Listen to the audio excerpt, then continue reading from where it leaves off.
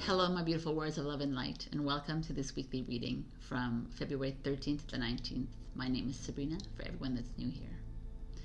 This week, we're going to talk about love. So, February 14th is Valentine's Day in North America, but I'm sure in most of the world. So, as I said on Instagram or Facebook, if you're coming from there, it's always, that day has always been like, I never really understood that day. It always, like, even when I had a boyfriend, I was always like, don't bring me roses and don't bring me a freaking teddy bear. Like, just don't do it. Don't bring me the chocolates, please. Like, it's like, why are you doing this on this day?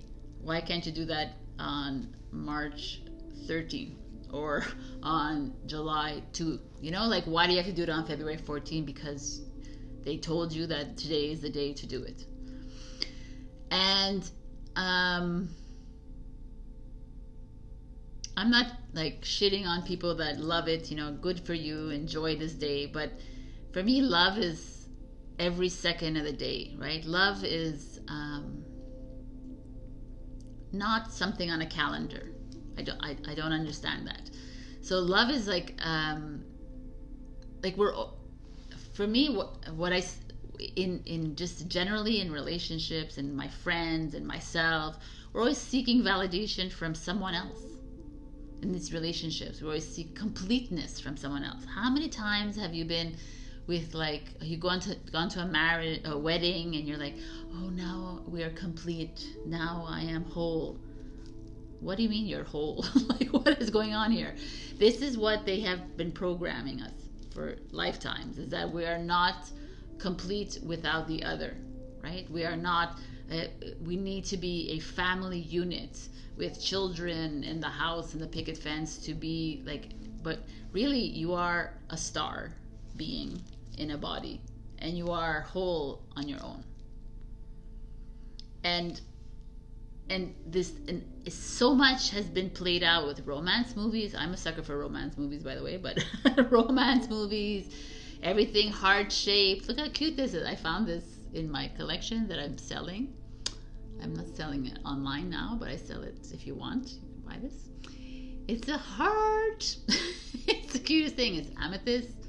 Good for your intentions. I love it. All right, brought him out. So where was I? Squirrel mind. Okay. We are whole. That's where we are, because our spiritual foundation is what we're working on right now, because we are in this process of getting to know ourselves, right? And learning that, oh my God, I am a powerful being of light, right? Yes, in this physical vessel, you are that. And I don't need anyone else to complete me, first of all, but I don't need to take advice from anyone else either about my life. So we have always listened to everybody else about how to lead our lives. Like, if you think about it, right? Anyways, I'll get into that eventually. But I'm going to talk about soulmates and twin flames.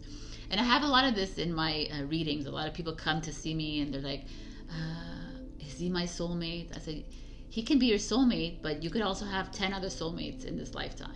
There's not one romantic soulmate, right? There could be soulmates come in the form of family members, friends, your postman, your cafe barista. It could come in a lot of different forms, because soulmates come to you to teach you a life lesson.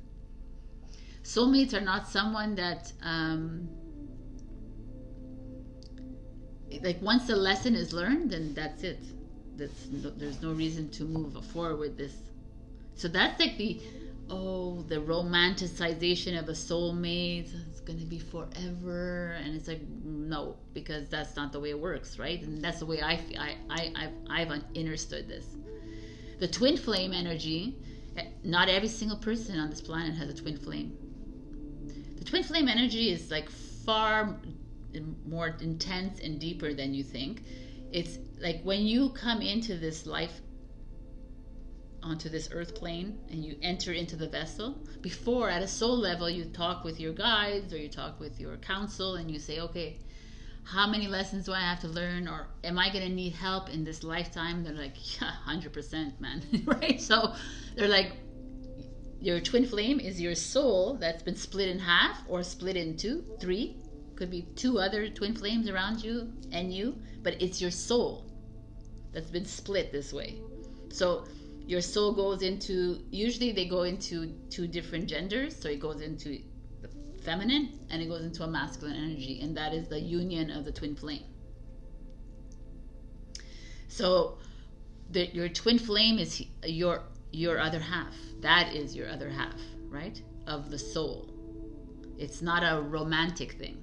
It's not like, oh, we're complete now because I am fully loved by this person. No, you are each other's mirrors. And that's why I always say to my clients, is like, when you meet your twin flame, you don't usually like the twin flame. You're irked by him or her because he or she is reflecting back at you the other side of you, right? So let's say you're a very calm person. Well, your twin flame is very assertive, aggressive maybe. And you're like, oh, but that's a part of you, right? We're all it, right? We're all negative, positive. We're not just a positive human being. We're all electro and magnetic. We're all that. So that is the twin flame. And the twin flame comes in and it's very uncomfortable.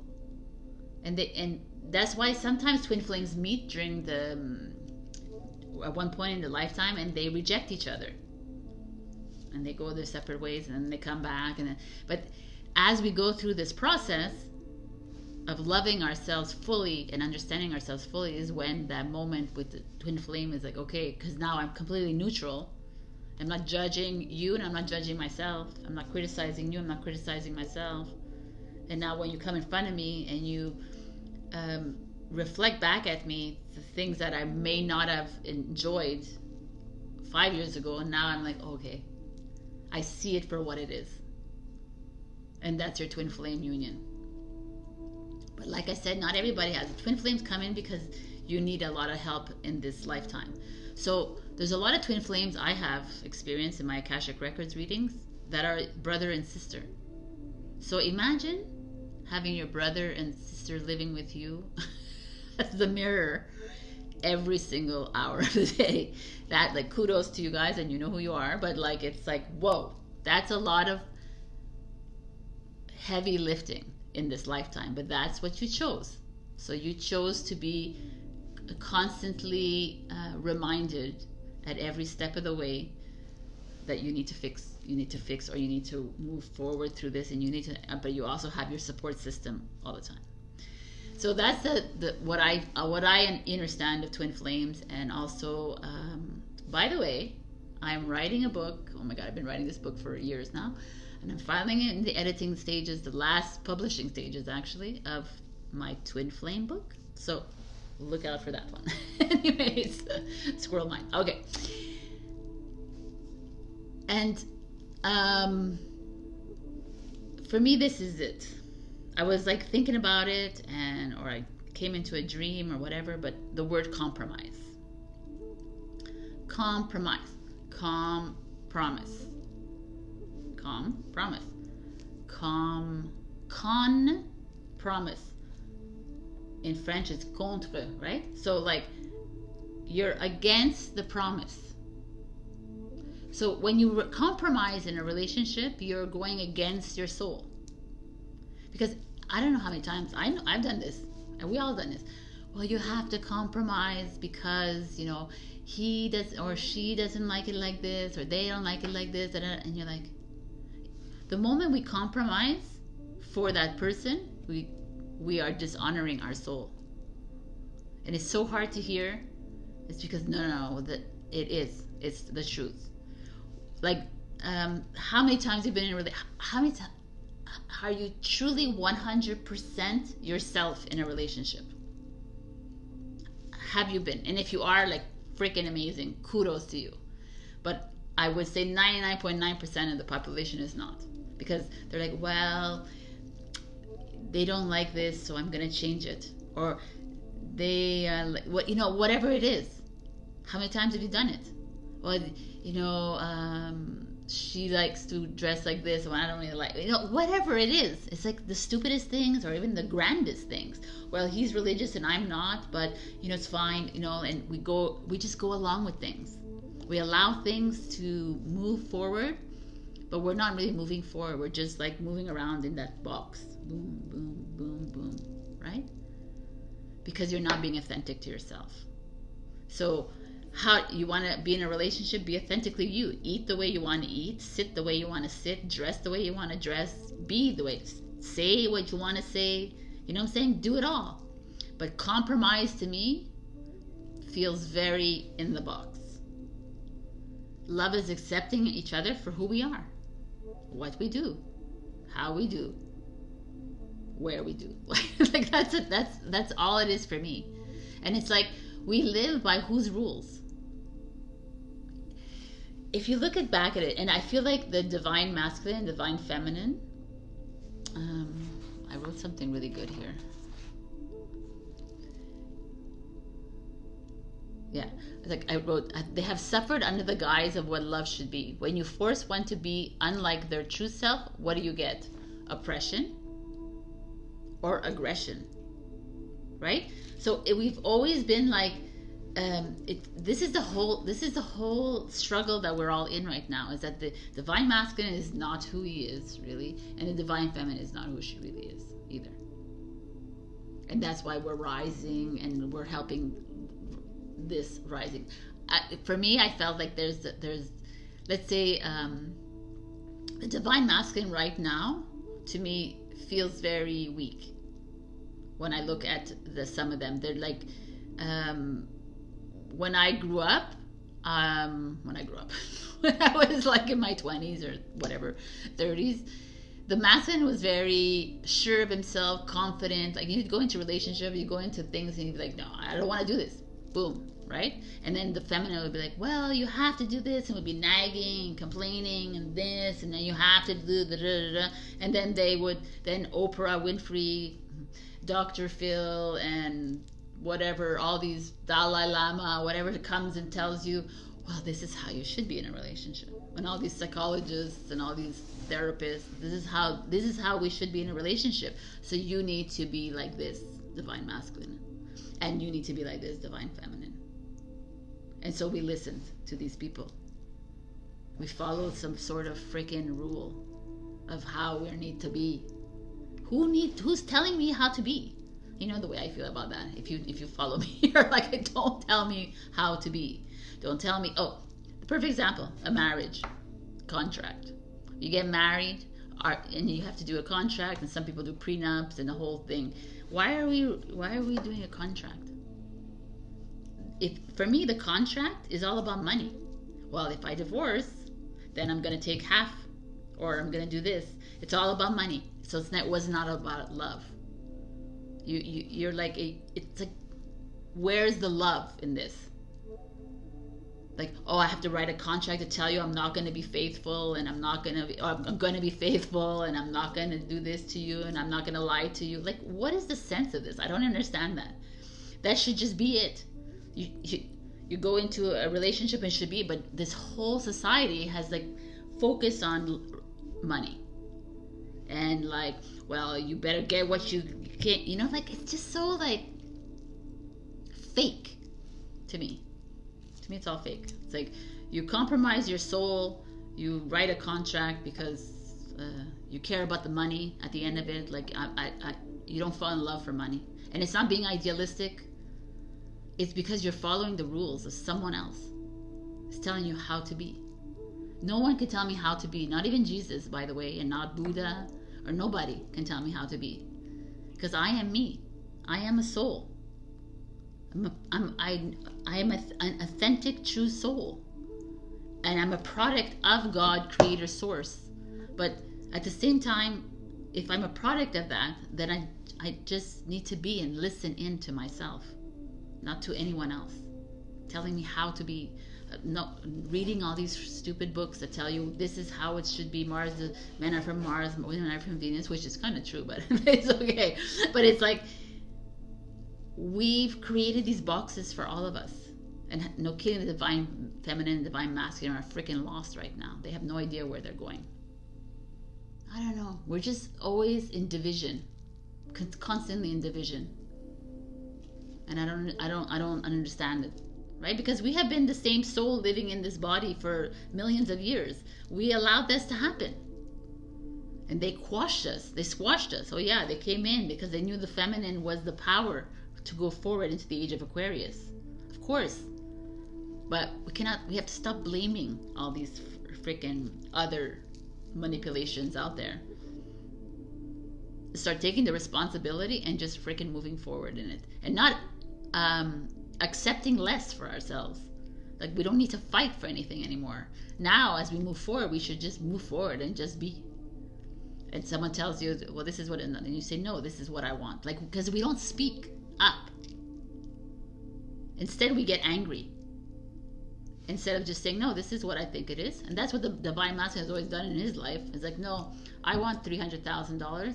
And then they gave it to him. And the woman was like, well, you know, we always did that. And now we're like these, we have to fight and yell for it instead of just saying, no, I want $300,000 too. Or whatever it is, like for money, whatever. So it's this learning and unlearning of how we need to be within love and within our relationships and within self-love as well. So for me, like, moving forward, I completely honor myself, and most boyfriends know, or fiancés know, that I've always listened to myself. And it's never an easy ride. It's never been an easy ride. And I know in my experience that I've given in to others and compromise, and I've always found myself in the hole again, starting back up again, because I've compromised, because he doesn't and then I find myself back at zero, always at square one, and having to rebuild my self-love again.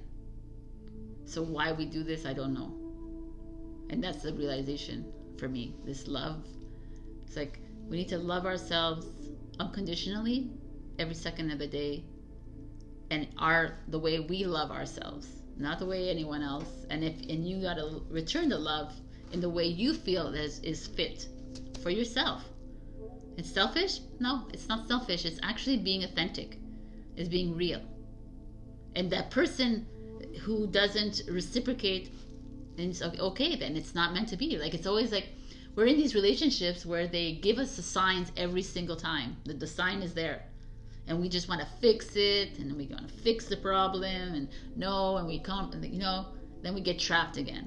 And it's always the same story, instead of being really 100% you. And don't start only with your relationships, do it with yourself. It's so freeing to be you. Someone comes up to you and asks you a question, boom, you say it, what you feel. Without like stepping on the eggshells and like, oh, because they're going to feel bad. No, man, enough. That's what I have to say. Honor your soul. Honor your soul. That's what I said. When someone asks me a question, and I'm like, but usually I don't, because I have no filter, but I say it, and it's like, honor your soul, Sabrina. Yeah, I'm like, no, I don't want this. No, I don't like this. And it doesn't have to be mean. It's just what it is. And it's like, we lead by example, by the way. So when we say this, we lead. We teach. We bring on, like, the littlest thing in your life that you do for someone, the no that you say to somebody, that they could get really angry about it, but at one point they're gonna like click in and like, wow, that was the best no that she ever gave me, because now I'm here. And like, the illusion for me is collapsing daily, on a daily basis. I see things so differently. I hear things differently. I feel, colors. I don't know if you're seeing that. And also, I wanted to bring up this earthquakes that are happening in Turkey and Syria, and flooding that just happened in Sicily this week. I don't know if you've been following me, but this is what's going to happen in 2023. There was going to be massive destruction happening in the world, a lot of souls leaving the earth, but and it's not that I'm not compassionate about it. I am completely, but it's like a knowing inside my soul that they've all, this is their part of their contract. They've all decided that they were going to leave at this time. So nobody leaves, nobody dies. It's just a physical vessel, and their souls are going back home to the stars. That's it. So it's like, if you can wrap your head around that, it makes everything easier for you to move forward, because there's going to be a lot more of this happening.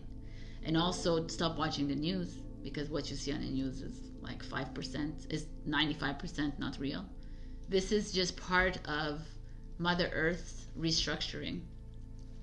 It's going to happen here too, by the way. It's not going to happen only just like in all these areas of the world. It's going to happen all over the world. You know, like it's been like relayed to me also that any people around water need to be careful, need to start listening into their heart. Where are you being called to go? When a magnetic pole shift occurs in the world, the whole world changes. It completely shifts the earth, or however you want to see the earth, right? If you want to see it as a flat, or you want to see it as round, whatever it is, the tectonic plates are shifting. So when the shift happens and the water is around, like, things are going to happen. So change of earth, you know, the grids are changing, and they're setting down. But whatever it is there's like a change of earth, a change of water, a change of everything. So a lot of this is going to happen in the world. So be ready for it. As a lot of us are transmuting all these energies. So if a lot of you have been feeling really strange these past few weeks, like maybe when that earthquake happened, that the whole flooding of that energy, you had to transmute it. If you're on this journey with me, which most of you I feel are, you are transmuting all this energy. Like, because we're a whole, remember. So these energies, we need to release. We're filtering through these energies. So that's why you feel super tired, why you feel super dark, why you feel a lot of anger, or you feel sadness, or you feel really happy, right? Some of you are super in joy, bliss mode. Like I said, everybody's different. And sleep patterns, I wanted to bring up that up. I know it's a long one today, but the sleep patterns, like no sleep, lots of sleep, what have you. In the nighttime, your frequency is shifting. You're moving up, and like you're rising in frequency or vibration. So you have erratic sleep. You have a lot of hot and cold spells. That's what it is. And even if you're 50 years old and you're having hot and cold spells, and everyone else around you can say, well, it's menopause. You're like, no, man, it's not menopause. It's freaking this shift in energy. So hot and cold, a lot is happening, migraines, but a lot of sleep disruption too.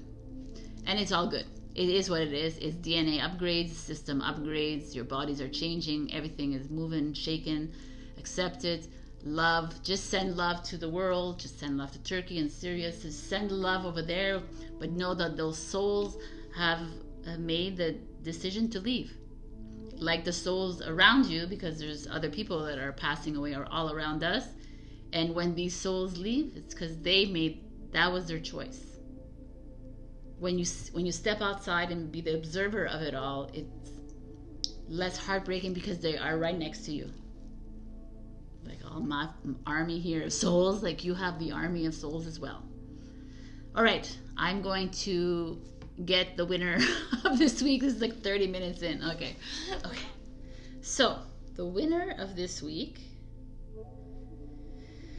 reading is February 12th. I was like, okay, choose. The winner of this week is Anne F. Dawn. Yay! I feel like you're from Facebook. You're a beautiful lady. You send a lot of nice things. Okay, so Anne F. Dawn, you are the winner of this week. All you need to do, maybe on Facebook, you could send me a message, a question, and Anyways, we'll talk. Or send me, I have my coordinates down below. All right, so every week, a different winner. And maybe next week, maybe I'm going to pick another winner. Because I feel like it. Because I went on to 30 freaking minutes here. Okay, so redraw. Then another winner. Little Hawaiian Girl. I love that name, by the way. So Little Hawaiian Girl and Ann F. Dawn, send me messages and I'll get you these readings out for you by the end of next week. All right, girls and boys, I love you. And thanks for listening to my reading about love. And we're going to get into the readings right now. Have a great week. Bye. Hello, my beautiful Aries. We got this beautiful coin, which was the moon. The moon card. So the moon card speaks to me of hidden emotions, secrets, mystery. It speaks of this girl that is drowning in this depths of the ocean. The depths of the ocean is emotions. That's what I'm feeling here. And there's this these two dogs here, duality, but also masculine, feminine. So some of us, I feel like it could be relationship. You're drowning within a relationship, or maybe there is this feeling of you wanting to say something to someone, wanting to express yourself, but you're having a little bit of a hard time doing it, which is very interesting for you. Let's see why you're having such a hard time. Let me take out my beautiful heart. If you didn't watch my intro, my beautiful heart. Crystal. Okay. We'll put you on top of the crystal. So let's begin. This week is a lot of interesting. We have 3 advice cards. 2 are love and 1 is divine abundance. So let's see what's going on here for you. In your past, we have the Ace of Swords energy. So this is like communication, getting right down to things, cutting through the bullshit. Could be that too. Could be you like trying to with this moon card. It could be you trying to want to clarify things in your life, trying to cut away things that don't belong in your life anymore. Could be a relationship, could be career, could be anything, but there's this feeling. Ace of Swords is a very beautiful energy. It's like a new, fresh energy. Libra, Aquarius, Gemini energy. It's like you wanting to step into something. Like her, she's ferocious, she's fierce here in the water, which is interesting. Water is emotion, but they're not water, they're air. And yet she's like cutting through the emotions, right? She's cutting through the bullshit. That's what I see. It's pretty clear. Okay. In your present, we're at the Queen of Wands, which is Aries, which is you. The Queen of Wands showing up in whenever your sign shows up, it always feels to me like this is something we need to pay attention to. So why are you showing up here? Are you... The Queen of Wands is this very outgoing woman, very sure of herself, very confident. No, don't fuck with the Queen of Wands kind of thing. It's like same with you guys. Even if you're a male watching this and you're an Aries, it's your divine feminine side also, because we both have that. Anyways, I'm gonna look at the. Oh, what an interesting. So your challenge is the 10 of Cups. It's a Pisces energy, but the 10 of Cups is happiness, bliss, everything fulfilled. Yet it's your challenge. So being a challenge changes everything. That's a very interesting energy. So, ooh, I like the future. And then the root and the what's to come is in reverse. Okay, let's see what's going on here. Here, I chose this so that you could see, but you can't even see the cards, so that much. All right, 10 of Cups as a challenge.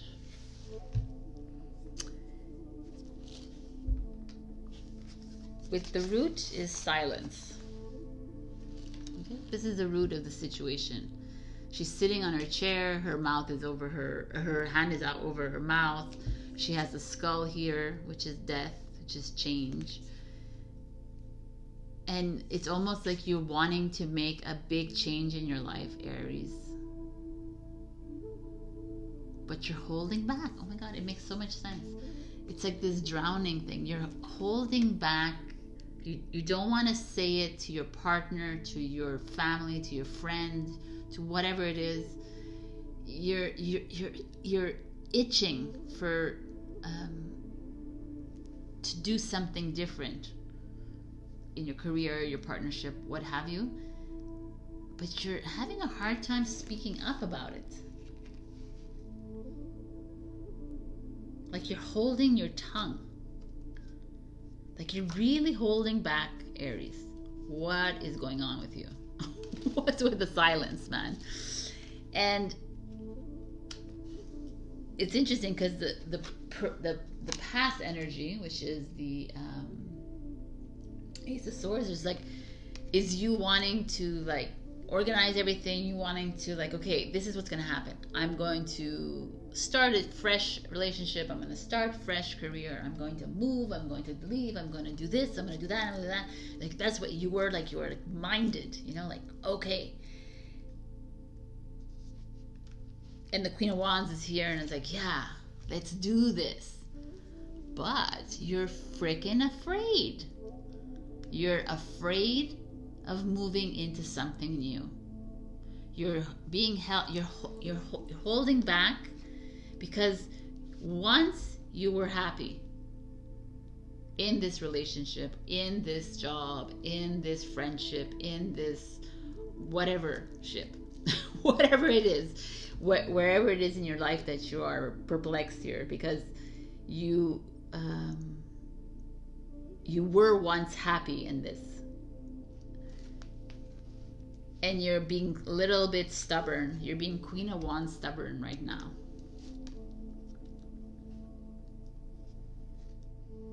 You're being stubborn, but like the silence card is like you're being stubborn and foolish a little bit. Sorry to tell you, because you're holding back on really what you want to say. You're not being authentic to yourself. So in this beautiful week of love and month of love, it's almost like you're being called to move into that authenticity of yours. Like you know, it's so interesting because Aries is so confident and ready to express themselves to the world, but when it comes to this situation, you're not. And you know what's to come is the light in reverse. So the light in reverse. The light is like, it's like almost like the sun card in the tarot. It's like things are working out for you. You're moving forward. There's like something's happening, but you're here, meaning there's a delay, there's a detour, there's something pushing you back, there's something holding you back from getting into this beautiful new path of yours. You're being like encouraged to go into a new path, and yet you're holding yourself back. Like it's almost like you're dimming your own light with this. Such an interesting energy for you, because the future card is the Ace of Cups, and the future, that the Ace of Cups is new love, a new partnership, a new self-love, a new baby, a new way to look at things in a loving way. Ace of Cups is like a new way. Like, it's very interesting because this is the 1 card, and your challenge is the 10 card, which is like a 1 card as well. But you're challenged by the ending of a relationship, a partnership, a career, or something that you put a lot of love into, something that you've worked really hard, but something that you're needing a big change from. And you cannot, like, you're almost upset at yourself for being so quiet about it.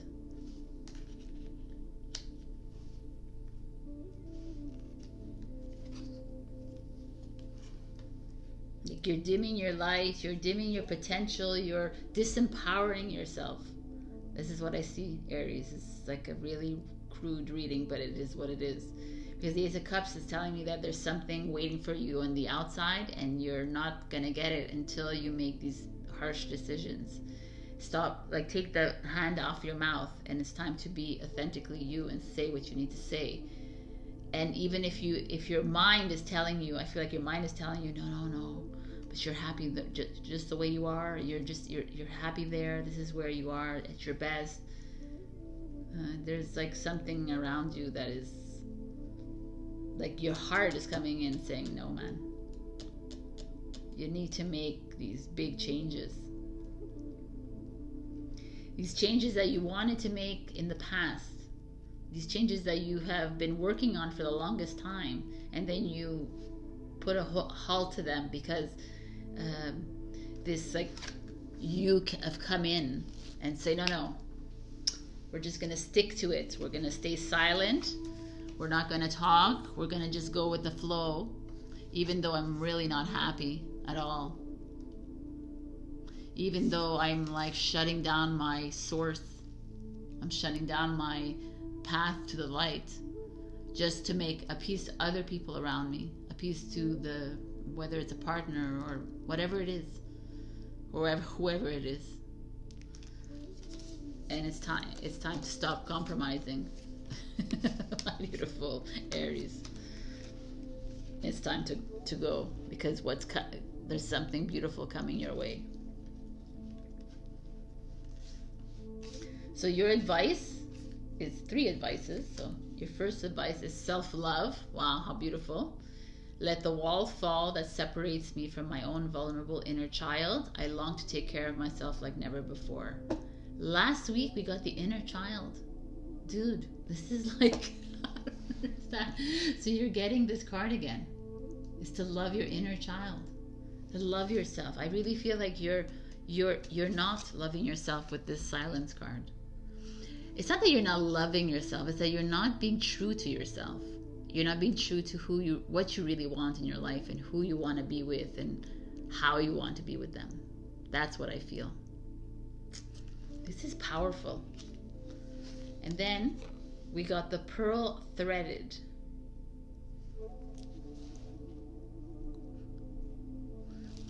So when I look at this card, the pearl threaded, there's these 2 flowers and 2 pearls being threaded onto a necklace kind of thing. Or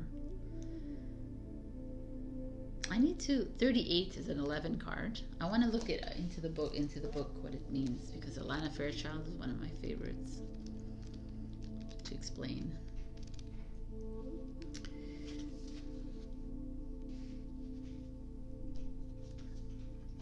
You are to shift your perspective to allow all groups that you are involved in, of course I have to change page, to become a source of energetic lifting rather than depletion.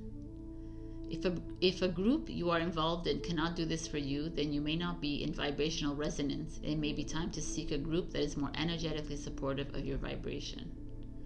Trust your feelings and don't be scared to open up and allow yourself to connect with others. That way you can truly know if a group or gathering is for you, or if you need to move on. But do trust that you're not alone on your journey, and the soul connections that will nourish you will draw you to them, like strands of pearls. Wow, that's so beautiful. That's a beautiful energy. I love my time. Oh, what an interesting. Let's see what this, you got a little love card as well. Sacred union. Honor and treasure your relationship, for it is truly sacred. So for me, this is the relationship that is coming and the relationship of self, because it truly is. When you see these 2 together, it is a divine masculine, divine feminine, which is inside you, and you need to truly love that. And you could be in a relationship that is good, but it doesn't have to be a relationship here, right? That the situation is. It could be like a family issue that you have. Or it could be friends or career oriented. But for me right now, I feel like you are in this process of learning to love yourself, but in a very simplistic way, by the way. It's like truly forgiving yourself and forgiving others. I really need to stress that we really need to do that more. It's not about just loving ourselves and forgiving. It's really looking at the person who has hurt us, or the person who has condescended toward us, or like cheated on us, or lied to us, or whatever, and seeing why they've done this, because they always do this as a lesson for ourselves. Everyone is a mirror. So you're in the process of threading your beautiful pearl necklace again, my beautiful Aries.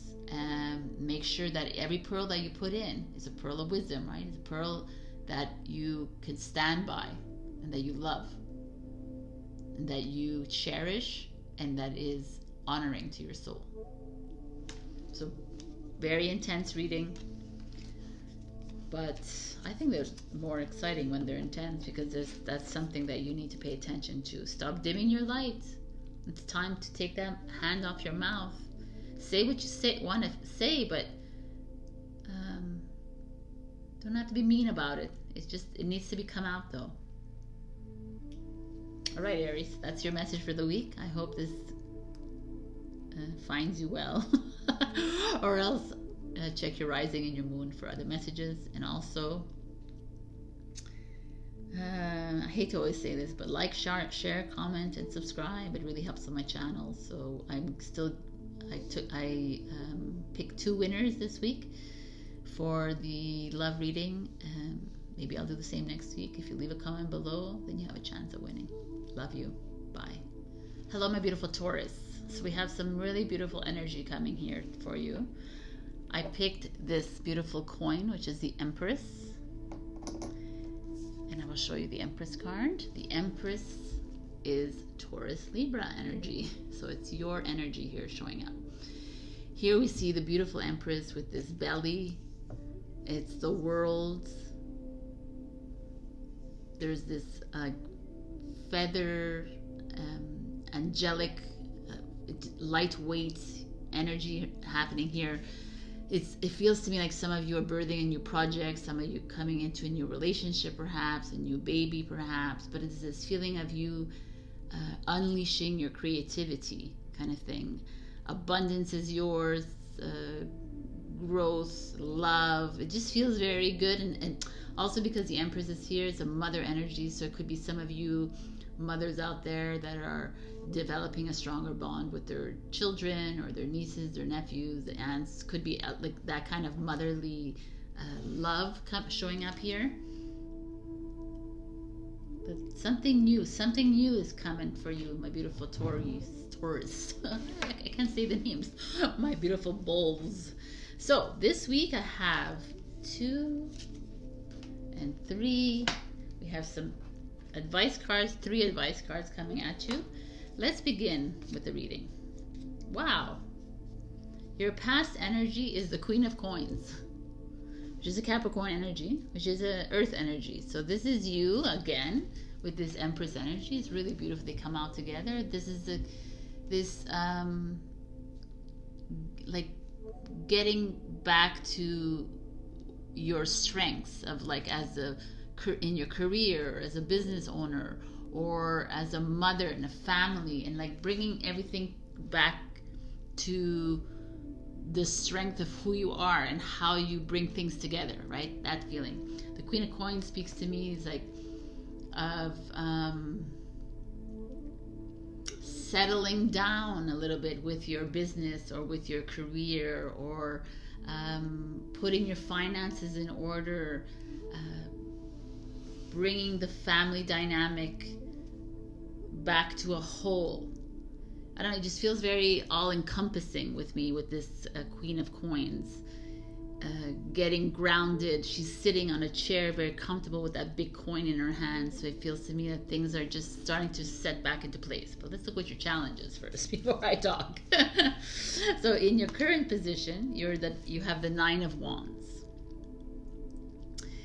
The 9 of Wands is a Sagittarius energy, but the 9 of Wands is, if you could see here, there's all these 8 wands that have landed in the journey. The 8 wands are flying through the air, and they come and they land on the ground. It's like communication, right? Someone is talking to you. Maybe you're online dating. Maybe you're in a communication mode with your partner, with friends, whatever. There's like something happening. But now that has happened, and sorry, I just noticed new cracks in the wood. I was like, okay. And now the 9 of Wands is holding one of them, and she's in contemplation mode. She's like, is this the right thing that I've done? Have I made the right choice? Here I was comfortable, I made the right choice, but now you're at a place of wonderment, kind of like you're in the middle of assessing your decisions that you've made. Interesting. Because your challenge, which is interesting, is the Ace of Wands. So Ace of Wands is Leo, Aries, Sagittarius, but the Ace of Wands is a new beginning, is a new start, a new relationship, right? It's like a new way of looking at things. But it's your challenge position, and you're not ready for it. So all these cards are saying that you are 100% ready for it. With the Empress, the Queen of Coins, the Nine of Wands, it says more that you're in contemplation mode. But here, the Ace of Wands being in reverse speaks to me that you are ready, but you're afraid. You're afraid to make that next step. You're afraid to make that move. You're afraid to... What is fear? False evidence appearing real. So it's not really fear, it's all here. Let's see. I'm not going to look at the future yet. I'm going to look at the root. The root is the sea turtle. So if we look at the sea turtle, turtles, as we know, move very slowly in their life, but they always find their destination. And the same thing with the sea turtle. Even though the sea helps the turtle with the waves, right, to move a bit faster, but it's like it's all about the journey, right, not about the speed. That's what this card is about. So you've been going through life like that, Taurus, right, just enjoying the journey, whether there was pitfalls, whether it was with rises, whatever, climbs, peaks, and then failures, you still manage around it because you're a survivor and because you are a earth energy where you can stand up again from any earthquake or whatever happens around you. That's that feeling that you have here, and the sea turtle is showing you that yes, like basically you've always been this survivor your whole life. So what's stopping you now? Why are you afraid to take that road? Why are you afraid to start that new relationship, end that relationship, start that business, end the business, start the career? You know what I'm saying? There's something very pivotal right now that's happening in February 2023 for Taurus, and you're holding back.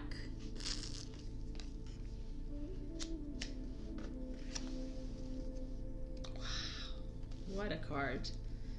What's coming is the Seer card. Look how gorgeous these cards are, by the way. So beautiful. The Seer card, look, she's like, almost looks like Medusa with these snakes wrapped around her, with her eyes like this, but she's this is the High Priestess to me.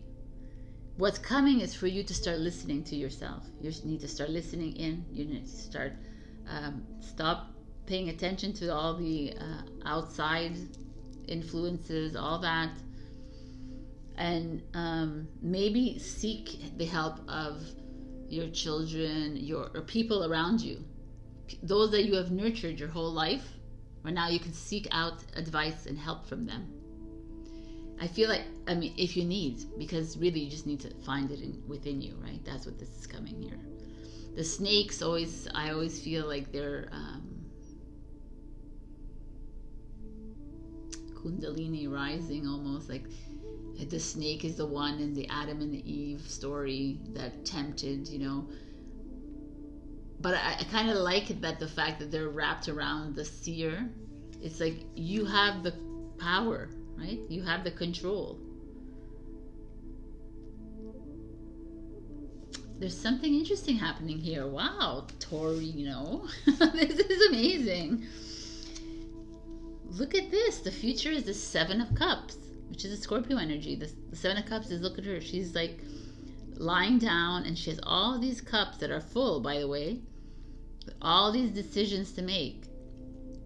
Your relationship, your career, your business, your travel, your home, your friendships, your kids, your family. Like, all of this is showing up for you, and it's like, okay. You know, your hobbies, whatever it is that you want to do. Like, and behind is this beautiful mountain. It's like the palace, a palatial mountain, right? Saying, hey, whatever you choose, you're going to rise regardless. Like, stop being so afraid. Here she's just lying down and she's daydreaming. It could be a daydreaming card, the Seven of Cups, but right now in this reading feels like you have so much potential in front of you, and you're afraid to make this move, and the seer is like, yo, what are you doing? Like, do it.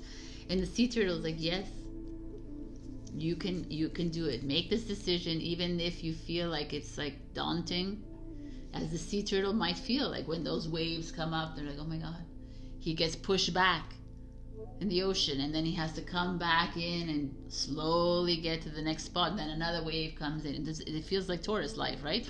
So it just feels to me that you are at a really a precipice right now in your life, and it's now to start listening in. Wow. Because when you do, all these opportunities are going to come rolling in. They're going to like, yo, this is what you can do. Look at this, what you can have. Look at you do with your life now. This is what's coming for you. But you've been holding on. You're holding on to the little box. You're holding on tightly, saying, no, I'm not. I'm afraid. Making the move. You know, I almost want you to even just keep remembering the sea turtle. Right? Always going in and getting hit by the wave and have to come back and do the same thing over again to get to the destination. But he does. And that's you who needs to do that. Needs to fight through that wave, through the tsunami, through them all. Because you need to know that you got it. You have the answers inside you, and the opportunities will show up for you. Wow, that's really special. Okay, let me look at the advice. We have courage. Oh my God. Let me be open to courageously take the steps that are shown. This gorgeous elephant. Elephants are good luck. Love this card. Courage. Courage to go up against whatever is fearing you from starting this fresh new start. This new beginning.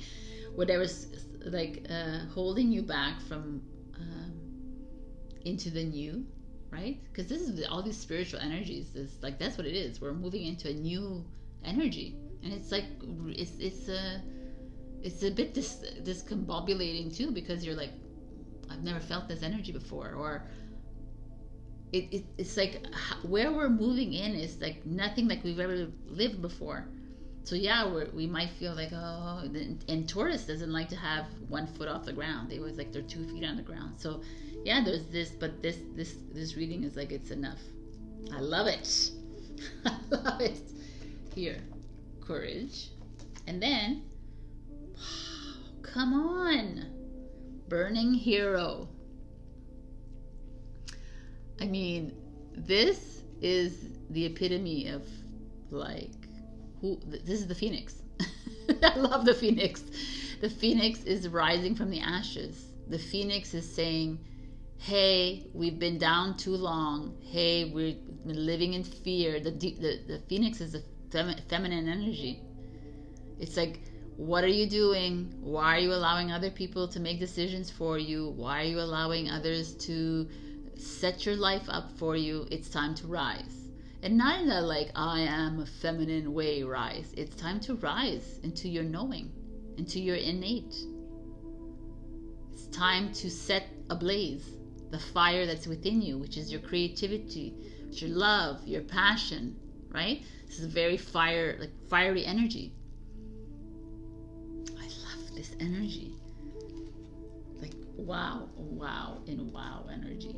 Come on. Phoenix rising from the ashes, from the fear, from whatever is holding you back.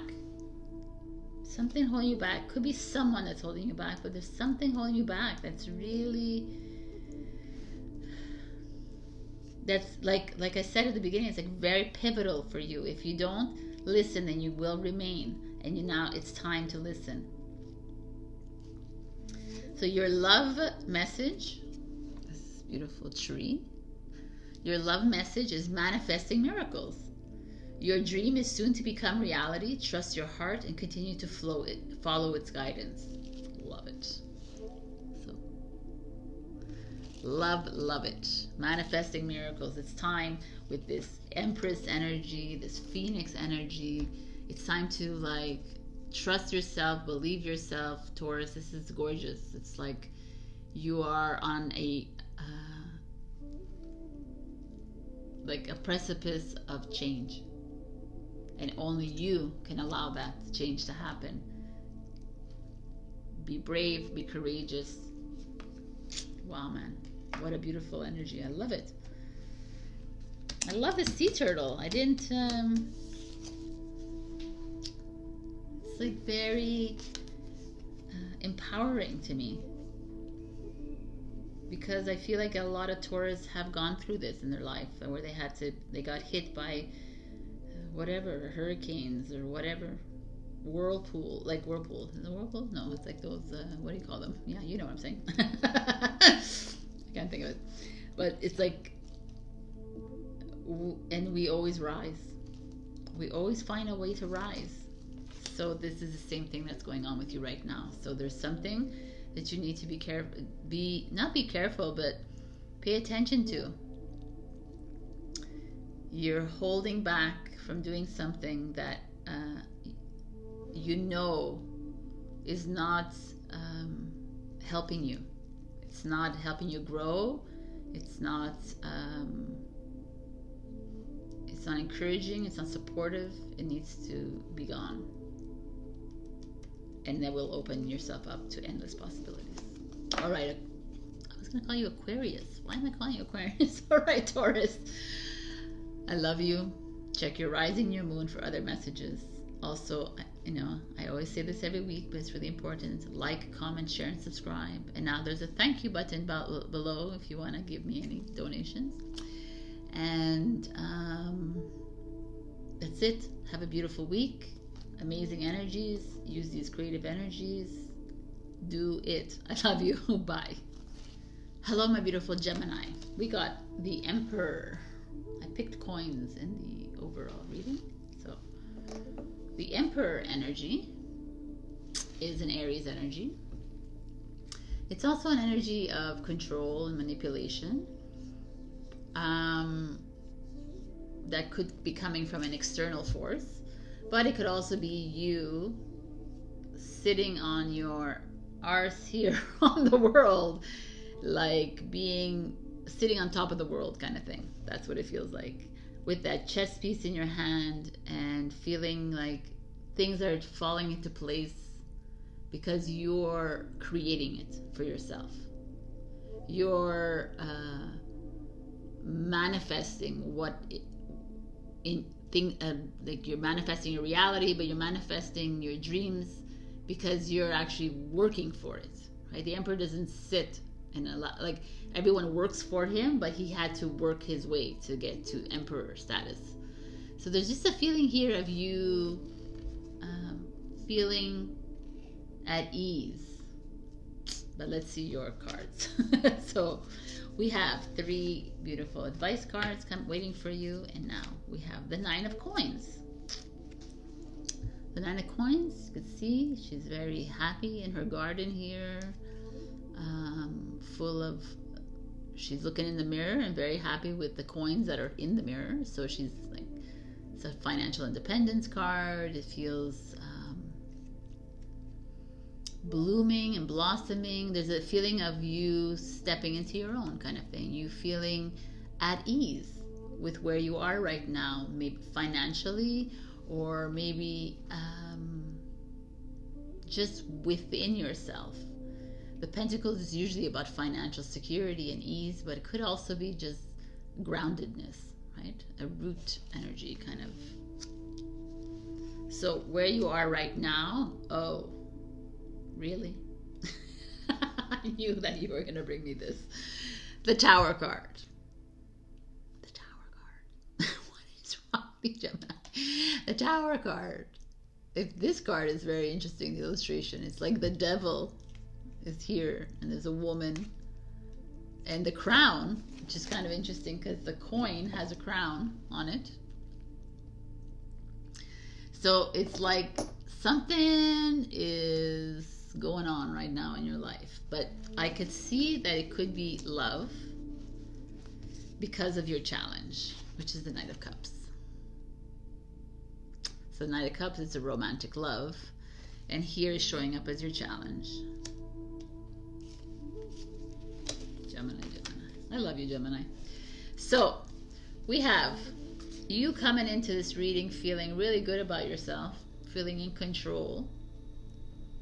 You're setting yourself up, but now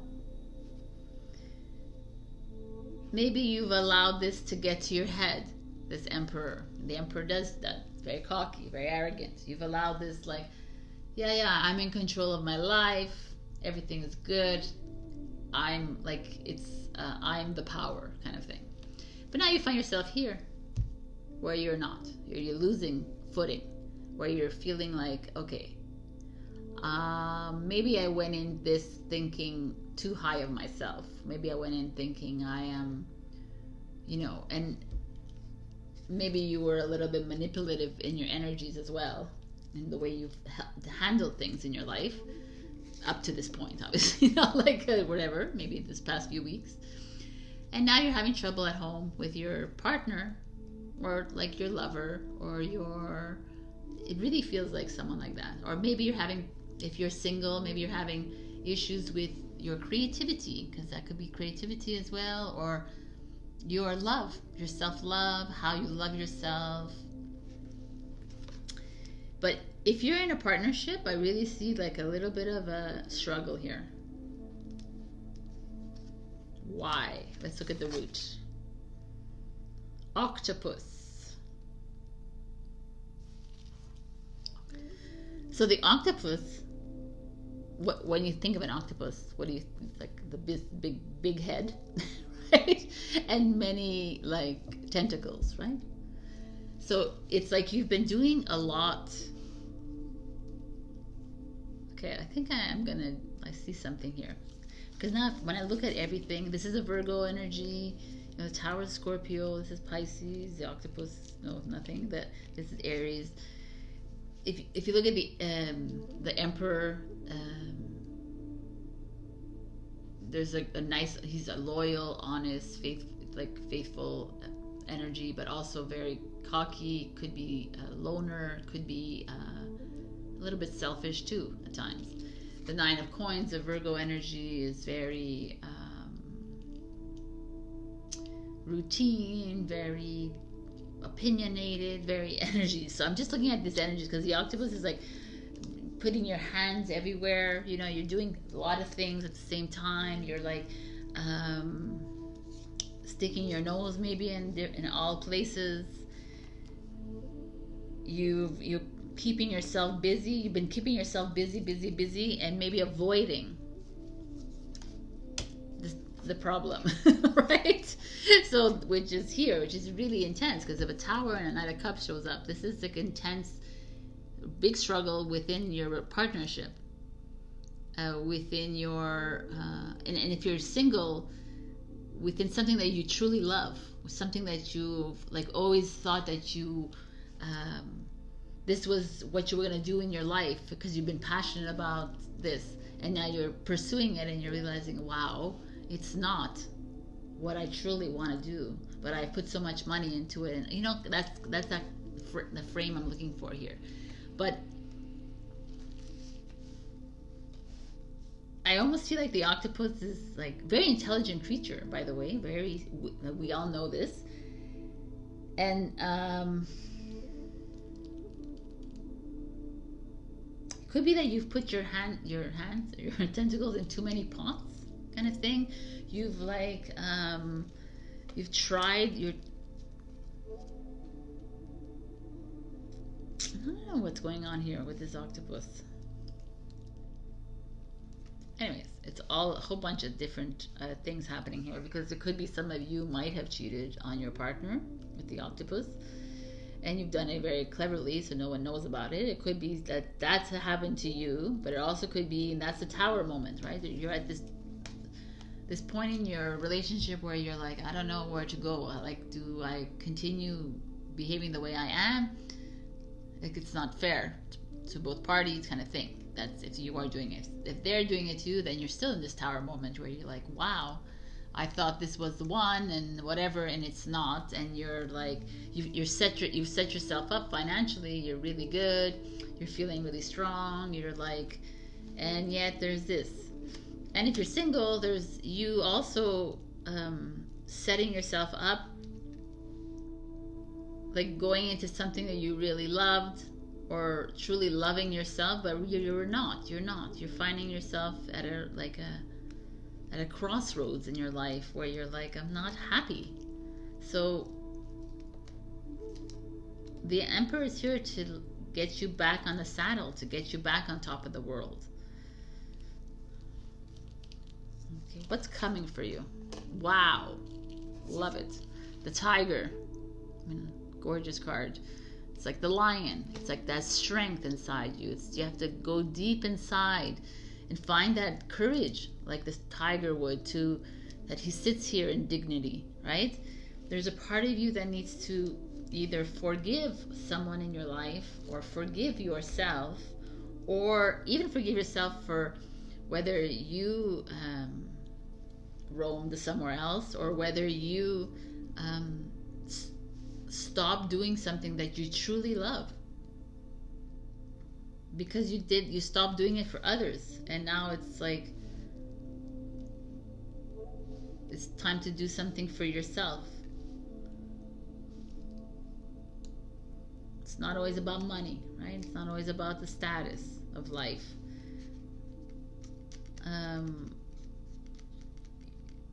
I feel like the octopus is like, you're doing too many things to get to a place where you're not even happy. And the tiger is coming in and says, look, I'm like not the king of the jungle, but I'm pretty much there. And I fight tooth and nail to get to where I am. But I love everything that I do. I love every step I take in the jungle, right? I like choose my prey. I choose everything I want, and I know what I want in my life. And here, I feel like you do too, Gemini, but you're a bit at a loss with this tower. You're a bit at a loss right now. Wow. Okay. It's okay.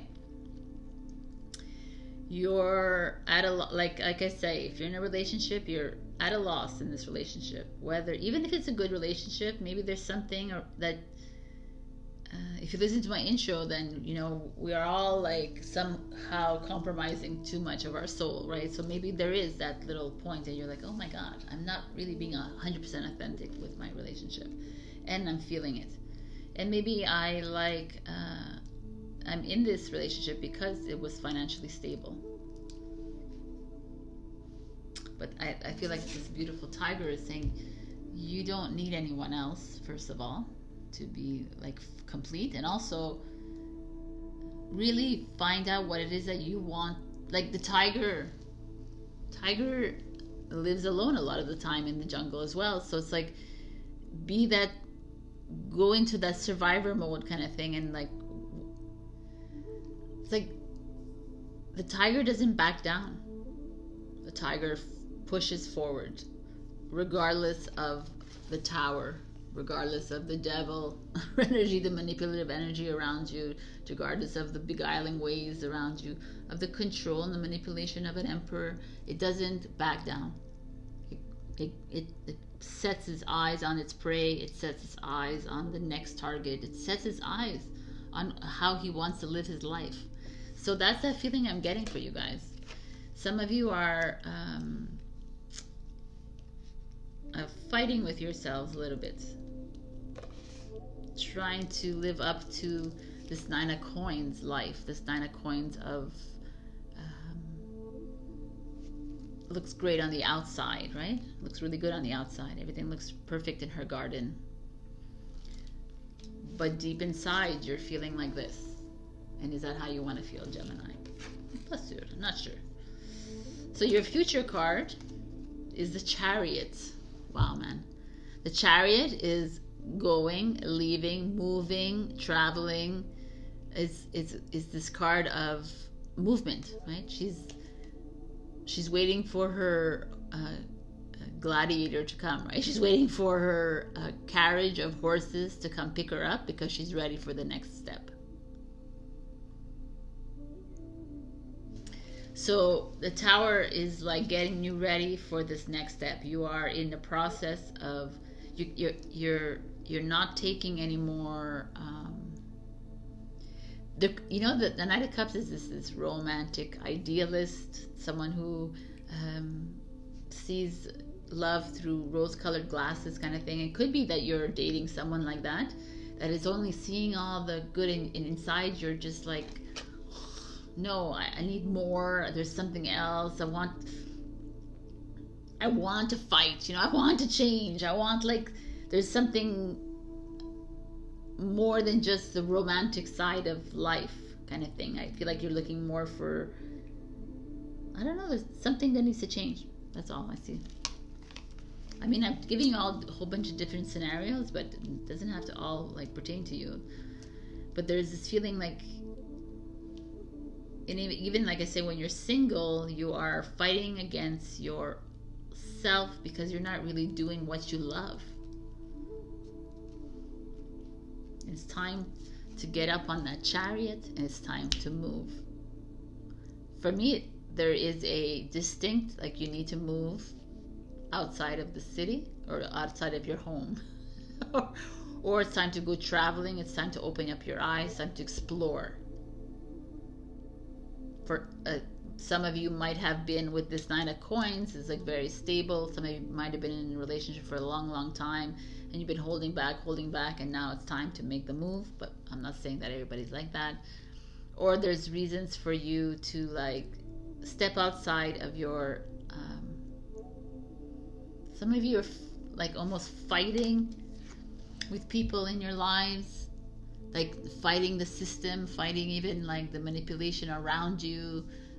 The devil to me is like, could be anybody, it could be the governments as well, it could be all this holding you down and making you lose this love, this like it's almost depleting your emotions, kind of that, depleting all this feelings of creativity and feelings of love. That's all I can say. There's like someone's suppressing you, someone's squeezing it out of you, kind of thing. And it's time for change. The Chariot is the 7 card. It's the change of 2023. It's time. I mean, the Tower card is 7. It's change. It's right there.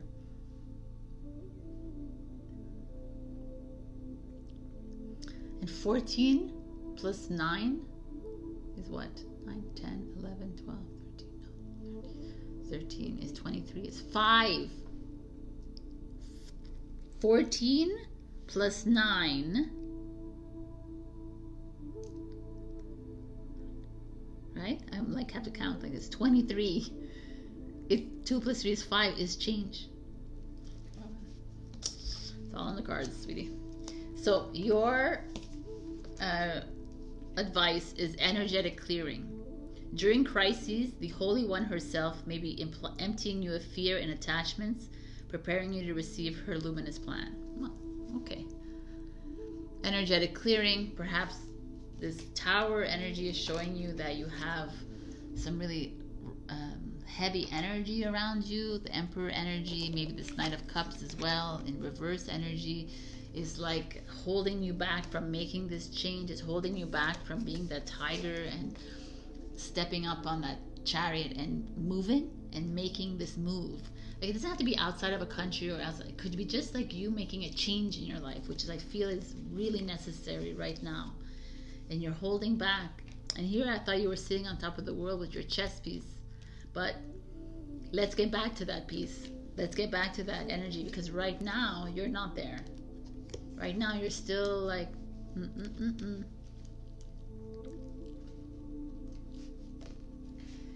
Like the Knight of Cups in reverse could be like you're an idealist, you know? It's like you're thinking that things are going to work out just fine, even though you're not, like, you have the intuition, the knowing inside you that's saying, no, it's not working. Tower card, it's not working, it's not working. And you're like, yeah, but you know, it's a bit like pure and innocent, the Cups energy. Yeah, but maybe, you know, we can try. And then you get the Tiger saying, okay, like, let's get real. Let's get real now. It's time to make this freaking change, Gemini. So I don't know what area of your life it is, but be the tiger, be the chariot, get up on that chariot and make the move. And in the meantime, you're clearing something. So all this energy, which is good, because clearing is could be very dark, could be bringing up a lot of tower energy, could be bringing up old stuff, but it needs to come out. Wow. Oh my God, it's a 23, like these guys. 5, and it's across the waters. Like, something is calling you across the waters. And if you are across the waters now, then stay there for a while, because there's something that needs to be it needs to be relayed to you or delivered to you as a message. And if you're not there, I feel like this is your sign. It's time to listen, go inside and ask, do I need to cross the waters? Yes. And go. Across the waters could be metaphoric as well. It doesn't have to be that you have to go and travel, but it's this movement, right? We need to move through the emotions, but we have to move past the emotions as well. When you cross the waters, you're going through the heavy energies, but you're landing on the ground. So there's something stirring within you, Gemini, and you're going to be going through it a little bit with the octopus too. The octopus is under the water, right? And the tiger is earth. So it's kind of, wow. And your love card is the sexual union. Honor the place in one another where you are one eternal soul, for there you will find true bliss. So, like, it's interesting, right? So it's a beautiful sexual union is honor the place in, because you are all one, right? So whether you're in a relationship or not, it doesn't matter. This doesn't matter, because the union is with your divine masculine, divine feminine energies. So honor your soul, basically. Honor your relationships. Find a way to look at them as a tiger would look at them, kind of thing.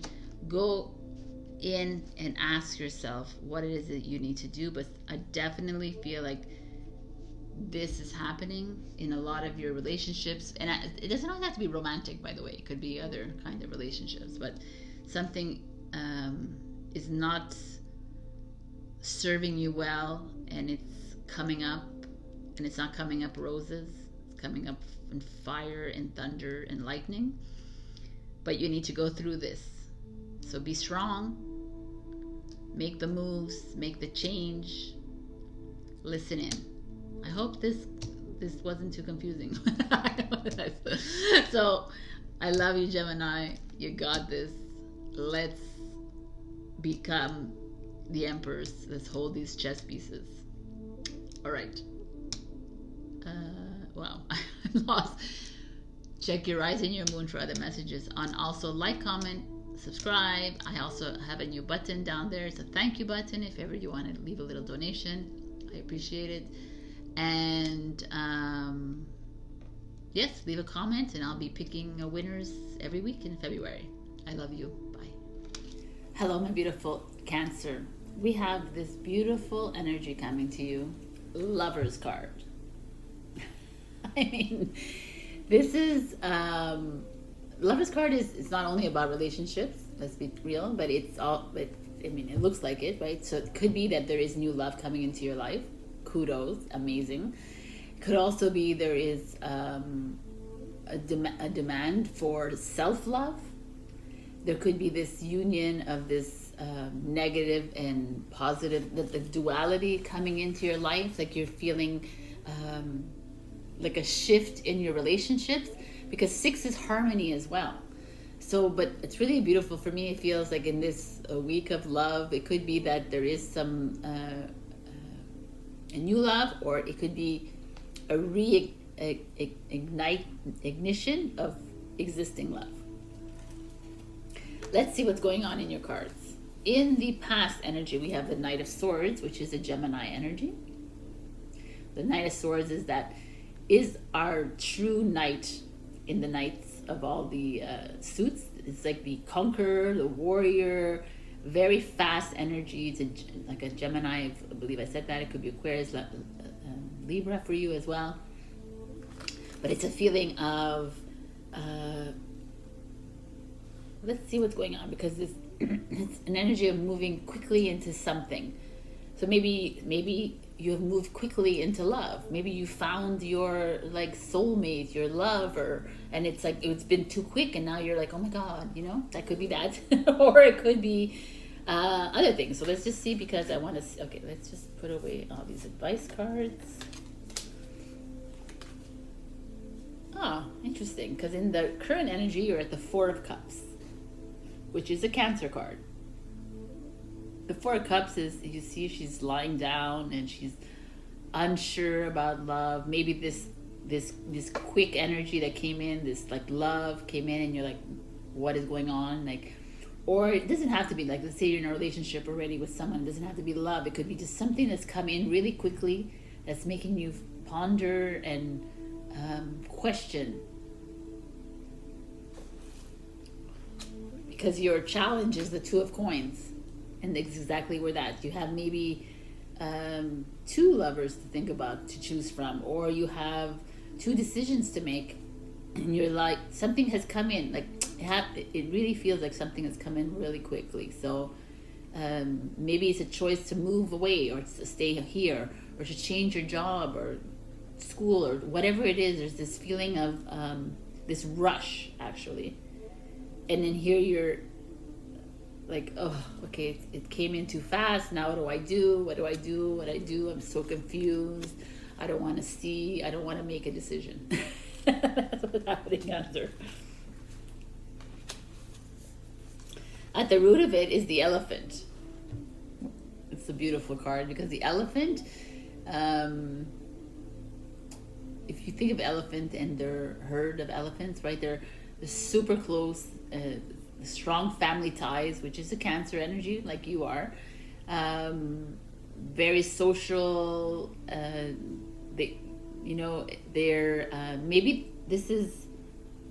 Maybe that's what you've been doing. You've been like networking. You've been socializing a lot. You've been engaging with friends or family members. And that's why all this like love energy is around you, and that's why you've met people. That's why you've been like surrounded with a lot of different kind of people, and now you find yourself at a moment in your life where you have to make a decision, and you're like freaking out. 4 of Cups. That's what it is. Elephant is has the best memory, right? It never forgets anything, kind of thing. So that's something interesting. Maybe there's something here. I don't know. Let's see what's coming up for you. The Horn.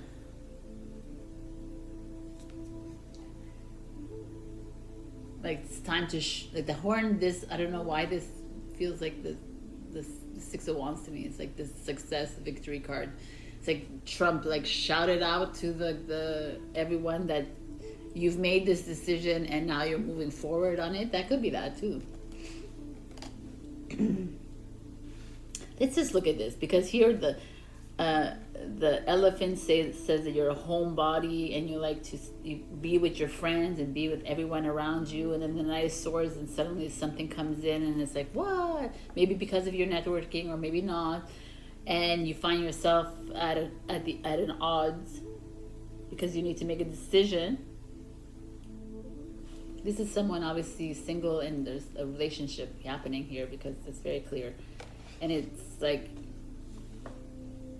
wow. And it's like the horn is like, make that decision already. Let's do it. Let's just jump into it. It almost feels like a Fool card as well to me, because your future card is the Four of Swords, which is relaxing into your situation and easing into this. Like you might have gone quickly into this because you were fed up or you needed to, or maybe they just came in quickly. And now you're just ease into it. Stop worrying about things. Just go for it. If it's not, if you're already in a happy relationship and it's not the relationship, this could be something else. This could be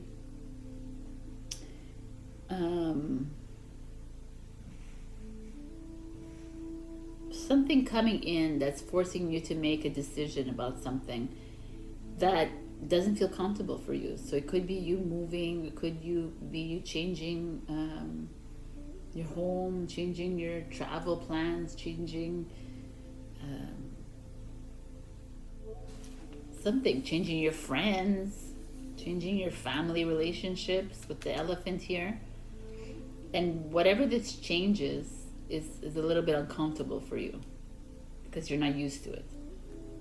You know, you're Cancer, you like to follow things the way you want to follow things. But the horn is like, what's coming towards you is you shouting out to the rooftops that, yes, this was the best decision I ever made in my life.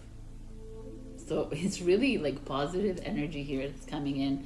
It's like there's a moment of you not trusting your instincts, not trusting your decision, but everything feels very forward moving here, even though the Four of Swords it's not moving at all. It's just sedentary, but it's like I said, it's like feeling tranquil about the decision that you've made, like loving this decision that you've made. That came in really like, it came in like, I feel the Knight of Swords, that energy, like it's like, wow, spontaneous energy. Like I didn't expect that kind of energy. That's what I like. Really, I love it. So let's see the advice. Sanctity. Through offering, even the most mundane problem can become a sacrament.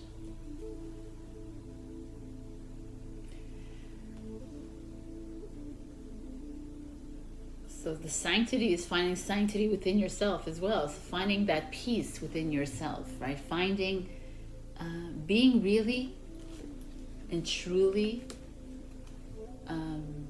confident about the decision this decision that you're avoiding to make, that you finally make with the horn.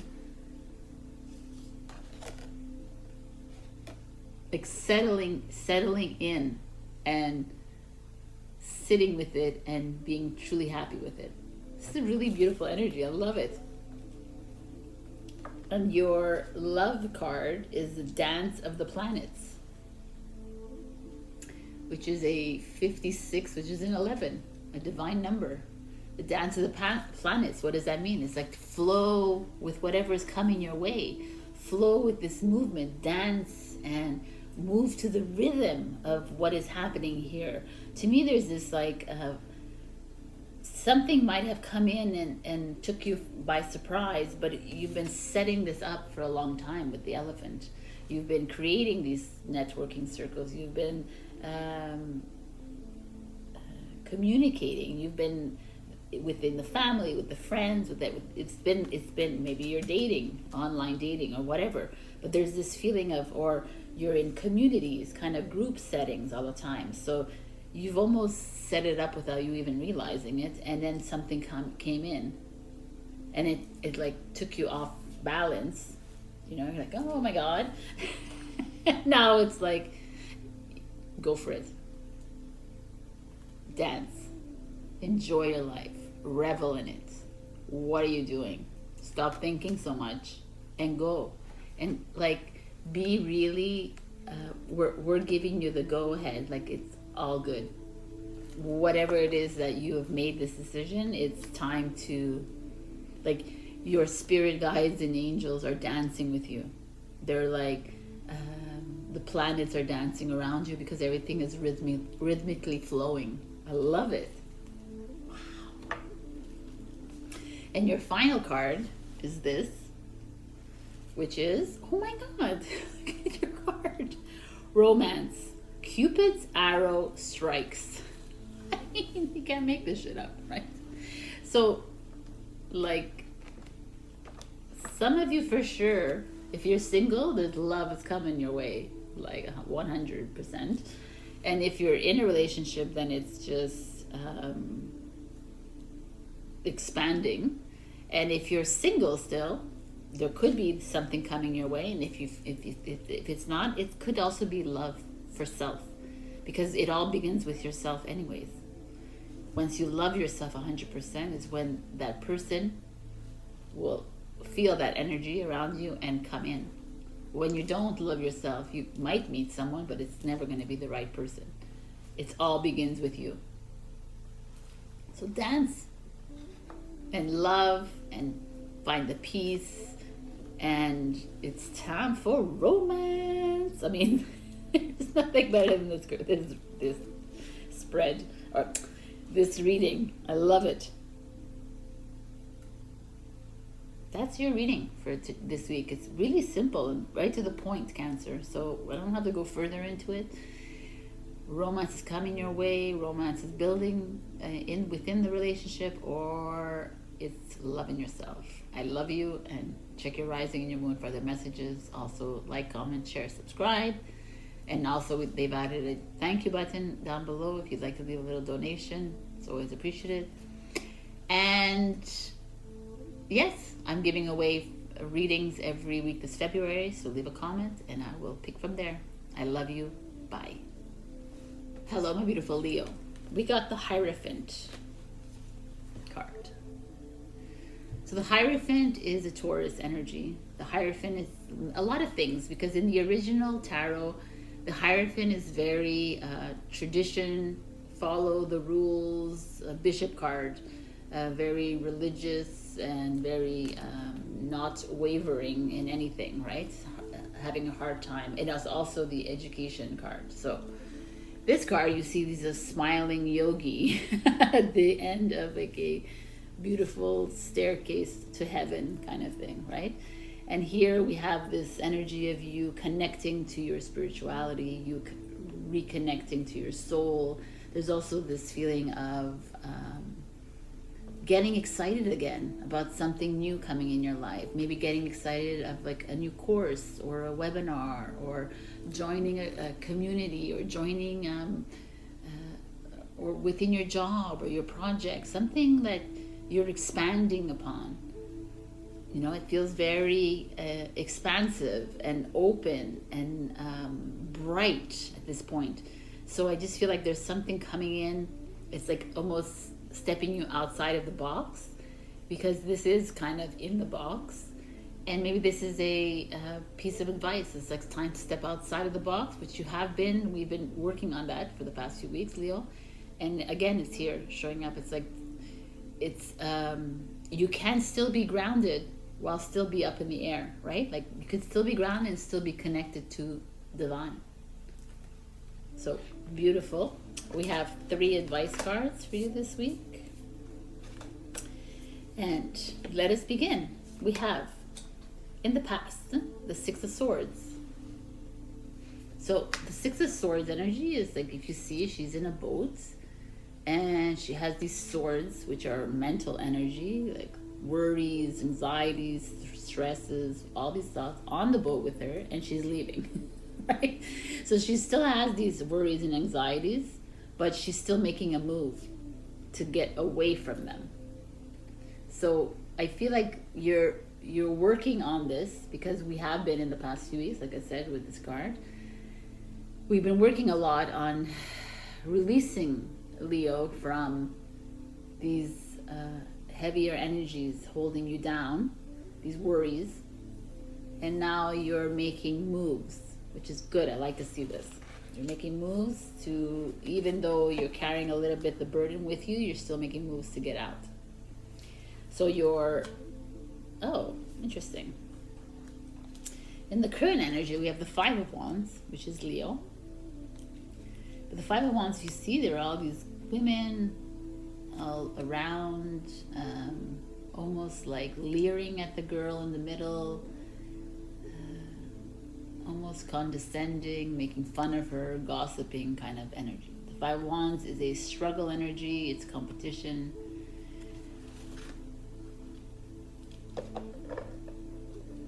In this, oh, I was going to say they're both the same, but they're not. This is like a purple, so it's your third eye energy, and this is throat chakra. So it almost feels like some of you have something to say, you're not saying it. Who else in the tarot and this week has that?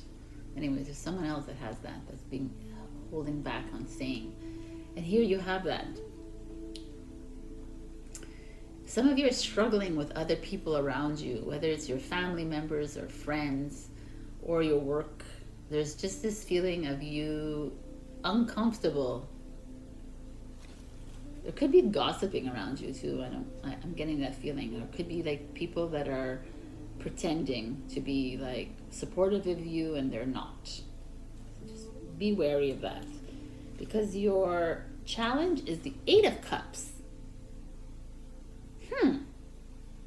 So if you're new here, the Eight of Cups is this energy. You see all these cups are full behind her, is moving away from something that is good. Like the Eight of Cups energy is like, I'm really happy with my life right now. I'm really happy where everything is going, but I feel like I need to make a change, and I need to move. There's something greater happening for me on the other side. And that's that, but it's your challenge. So your challenge, like here you are, the Six of Swords, making the moves to change your life. You're being like, you have people around you that are suppressing you, or causing you to like question this move. And the Eight of Cups is here, and you are questioning your move. Wow, that's what it is. That's what it is, Leo. You have made a significant change in your life with the Six of Swords. Here, I'll show it to you, so I'm not just looking at wood. You have made a significant change in your life that wasn't easy at all. So it could be relationship, it could be career, it could be business, it could be whatever. Even moving away from a friend, a family, even making a change in your lifestyle.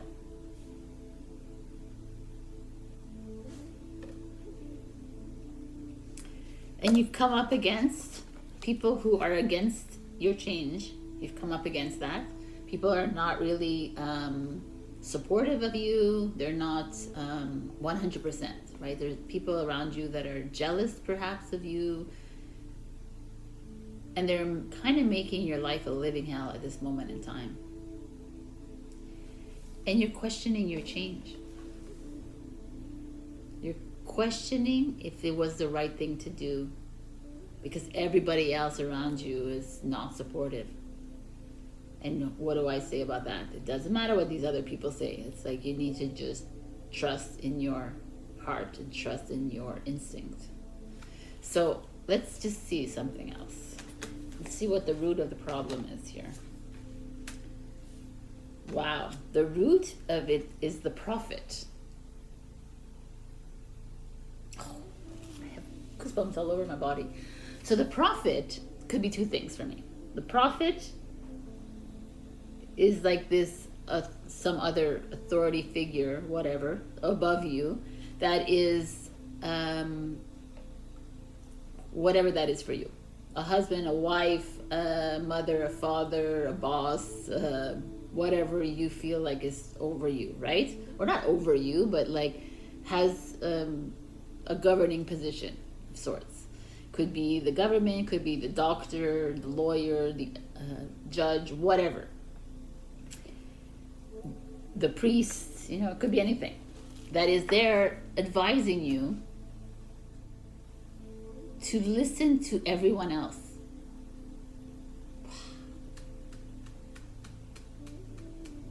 This is, you know, there's times I see good things with the snake, and there's times that I see them in the way they are, like the way what we know of snakes. And here the snake is wrapped all around the prophet, and for me the snake could be temptation, right? As in the Bible story with Adam and Eve. And in this sense, I feel like it is this. It's like the prophet here is like swaying you, making you feel like you've made a really bad choice with this change. Making you feel like you're alone in this, making you feel like that you've made your choice and now you have to deal with it on your own, kind of thing. You know, that's the feeling I'm getting from this prophet. Because the Eight of Cups is you really wanting to making this change, and you're now this person that's significant in your life is telling you, well, you should have listened to me, or you should listen to them, or you should have listened to that, or you should have done that, you should have, right? And you're like, oh my God, I should have. Leo. So what's coming is the rabbit and the fox. So the rabbit and the fox. I like it. The fox is sly and the rabbit is quick. So what does that mean for you? It's time to be quick on your feet and to be clever and to listen into your heart. It's time to slip away from this serpent prophet. Like, it doesn't have to be you have to like leave these people, but it means that you need to start listening to you. The fox is just as clever, is very smart, but I feel like this is, or what's coming is that there's someone around you that is going to try to pull a fast one on you. That could be it too. This prophet. What is happening here? This is a very interesting reading. Let's see what the future has in store for you. Ooh, Judgment. This is the second to last card of the journey of the Fool. When they reach this, the Judgment card with her trumpet. It's like that. Oh, awakening, aha moment of your life right before you end your journey. You look back at your journey and you say, oh my God, I see now what has happened. I see that this prophet tried to tempt me and tried to sway me to follow his or her rules or follow the way that they do things. And I see that these people were not really on my side, and they're always like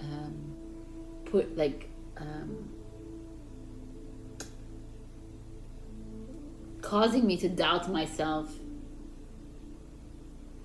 causing me to like question myself, question my change that I've made.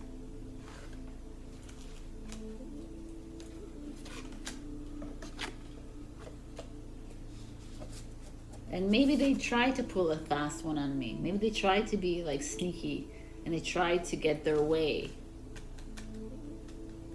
That's possible. Or you did that. You were like, no one's gonna fuck with me. and you get to the point of the judgment where you're like, I see it all. So whether it's you coming into the knowing of it, or whether they're trying again to do it, there is this feeling of no fucking way, excuse my language, but you're not getting in the way of this change that I was really trying to work on. I really, whatever this was for you, like,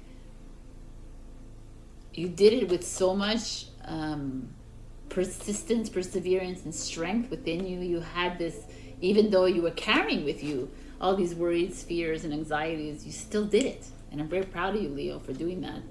But now you have all of these people around you trying to stick that spoke in your wheel because they're not interested in you moving forward. Because they fear change, but you're not. So judgment is here to say that you're in the right, just continue the path. Continue trusting this change that you stepped into. You're exactly where you need to be. And in this, in between here, there's a lot of people, like fighting against it. Stand in your own, sit, ground yourself. Right? This is your ladder, stairway to heaven. Nobody else's. Doesn't have to be anybody else's. They can stay wherever they want on this staircase, but you're on your way up. Wow. So one of your advices, gratitude. Fill me with gratitude for all you give. May I be a vehicle for you wherever I go. I mean, this is just a beautiful message for anybody. Be grateful. And I like that actually. Be grateful for this Prophet and Five of Wands and this Rabbit and Fox. Be grateful for these sneaky people. Grateful for these people that are trying to hold you back, because those are here for your soul lessons, right? They're here to wake you up Say, I got it. Thank you so much for making me see clearly, but I gotta ditch you all. I gotta do this on my own. Yes, that is what I like. I like this. Amazing. And your other message is distant shores. 18, which is a 9 energy, which is the end of a journey and a beginning of new. This speaks to me of people who maybe want to travel and want to go on vacation. Well, that's a very wise choice. I feel like this week could be a good week for you in the next few weeks. Distant shores could also feel like movement is happening. It could be movement within your body, like physical changes happening, emotional, spiritual, what have you. But knowing that you're being guided every step of the way. And a lot of people don't really listen. We get the call to go traveling and we don't listen because I don't have enough money, I don't have this, I don't know, all the same excuses. And you're just needing to listen to your soul, because your soul's saying go, because there's something there waiting for you that is part of your soul contract. But then we don't go, and then we just wait it out for another 5 years until we make the call. You know what I'm saying? So I'm really feeling, and all your cards are kind of telling me that you need to travel. You need to make a move. Make the move. I love this energy. And your love reading is this. Look inside yourself. Examine what is causing you to feel this way. Wow, man. What is holding you back from making this decision? If it's people, they're not worthy of you. It's like time. I really feel this judgment, this distant shores, the Hierophant even. It's like time to make these moves, and all these purple colors, third eye intuition. Listen in, babies. The pink is your heart. It's time to listen to yourself, because there's changes wanting to come in, and you've already started it, and you've questioned yourself, and it's enough now. And be grateful to these people to have come in, but now it's time to make a move. Love it. Love it. All right. This is a great energy. I love you, Leo. You got this. Check your rising and your moon for other messages. Also, share, like, comment, subscribe. They also added a thank you button now at the bottom of my video if ever you want to show your support. And every week I'm going to be picking a giveaway for a reading. I can speak. So leave me a comment. I love you. Bye. Hello, my beautiful Virgo. We got the Magician as your overall energy. So the Magician speaks of creating your own reality, like manifesting, like you having the power to manifest whatever it is that you want in your life. And here, like I said, in Instagram and Facebook, I find, like, usually I don't see this, but today I'm seeing this for you. Like she or he is sitting cross-legged on a bed of grass and working his magic, right? But here I feel like you're sitting on something. I'm actually seeing the actual action of sitting.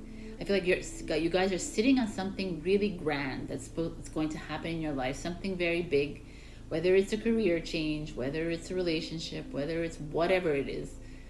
And you're like working at it, you know, you're using your magic, you're using your intuition with it, but I just feel like you're sitting on it. You know what I'm saying? Like really literally like just sitting on this great big idea and not really moving with it. You're not really actioning it to come to reality. So I'm curious to see what this is. So let's see. We have some advice. In your past, we have the Eight of Swords energy. So Eight of Swords, if you look at her, she's looking in the mirror. She's not very happy. You've been very like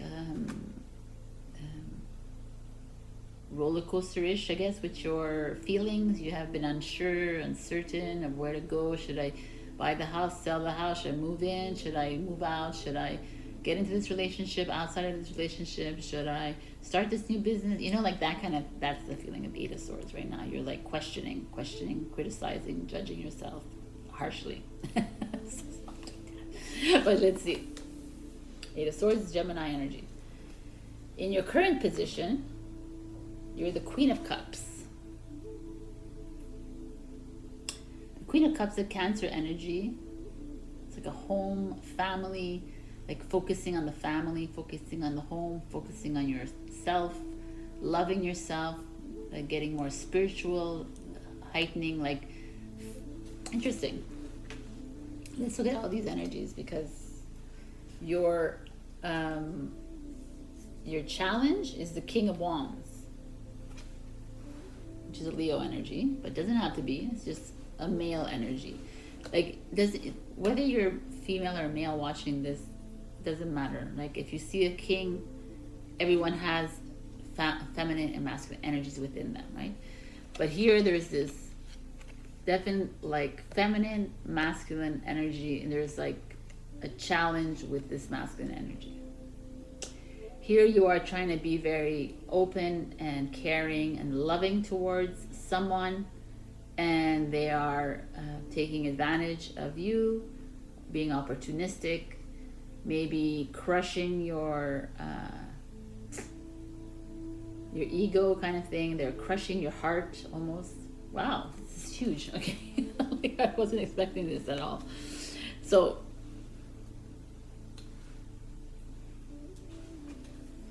let's see what's at the root of this. The root of this is the white buffalo woman. The white buffalo is all about honoring traditions. It's about seeking harmony within the planet, within yourself.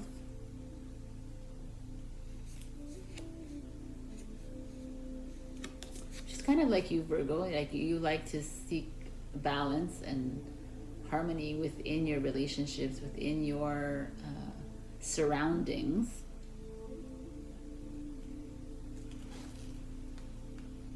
And here you've been trying really hard in the current position to be the best mother, if you're a mother out there, father, or be like nurturing and loving towards your friends and your family, to be spiritually connected, to be passionate about this new thing that you've been worried about for a long time.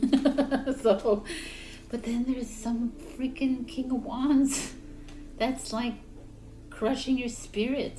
That's what I want to say, not ego. Crushing your spirit. It could be a father energy, a partner energy, an ex energy. It could be a boss, a colleague, anyone. It could be any energy that is like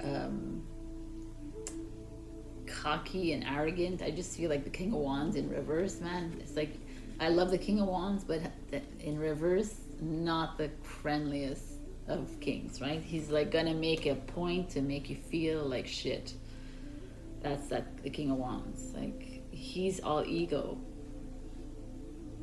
So you have maybe, I don't know if you have an altercation, or you will have an altercation with some strong energy. Someone who wants to make a point. He's gonna want to be heard, and here you are trying to really keep the peace. What's coming is memory. Interesting. So memory, wow, it's almost like perhaps this person is from your past, and now it's like you're needing to remember the good qualities, or what he has brought into this, or what he or she has brought into your life, and to be able to forgive him so you can move through these. Because I'm not saying I'm actually saying it's really not nice what's happening here. There's like a not nice energy here flowing through for me.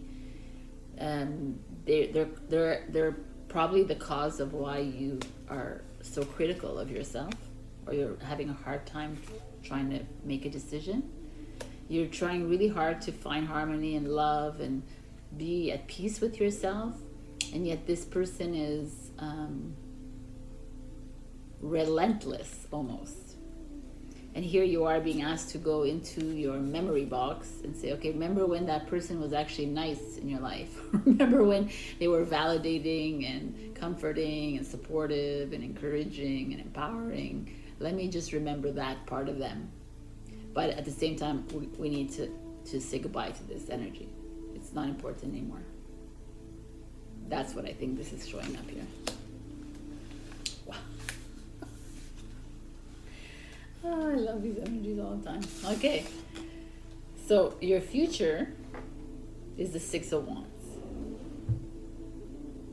which is victory and success and happiness. Turning your back on this King of Wands, saying, you know what, you're my past memories. I don't want to bring you up. I'm going to remember you for the good that you brought into my life. But otherwise, it's finished. I'm done.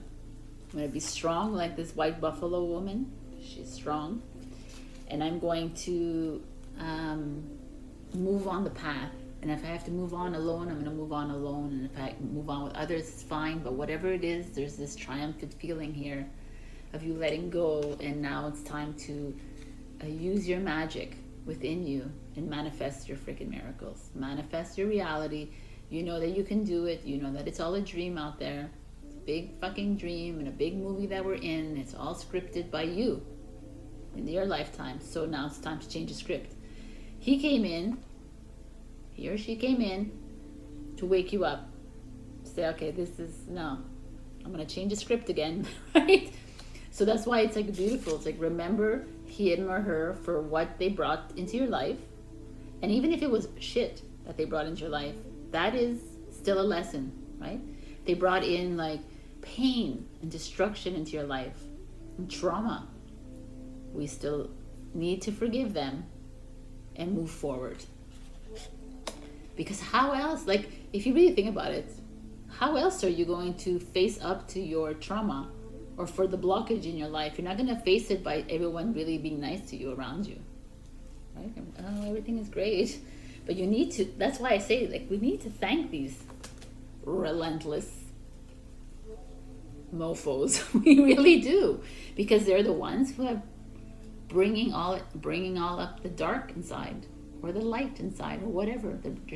They're helping us clear. So now it's time for victory for you. I love it, actually, Virgo. You are in a process of massive change, and it's all being led by a person in your life, that a very strong character in your life, that has probably been at the helm of your hurt and disappointment for a long time, and now it's coming to head again. It could also just be someone new that you just met, but you've known them for lifetimes. That's how it works, right? So I don't know. I do know that this is what this is about. So your advice is loss. Interesting. Sometimes you learn true offering through loss. You make a passionate invitation for love to take over and bring her own plan instead of the ego's. Interesting. I guess this is what this is loss of this person in your life. Saying goodbye. Saying, like, grieving this person. Saying, okay, or having a party too, whatever. But this is a loss that has happened in your life that was necessary. But also it's like you saying goodbye to this person is a loss of the trauma and grief that's stuck inside your body, the hurt and disappointment that keeps coming back up. You're saying goodbye. I love it. And then your journey of love advice is God speaks. Wow. 33. So this energy, God speaks within you, because you are God, right? You are a piece of God. God brings you happiness, and he brings you disappointment. But we know that whatever he brings, or he, she, the energy brings, is for our own good. We've asked this energy to come in. We've asked this King of Wands at this moment in our time to come and be a ball buster, and he or she is doing their job very well. But God has spoken. God has said, God has brought this to you. And it's like, do you, like, when you're angry at this person, it's like you're angry at God, because he or she, whatever, brought this to you.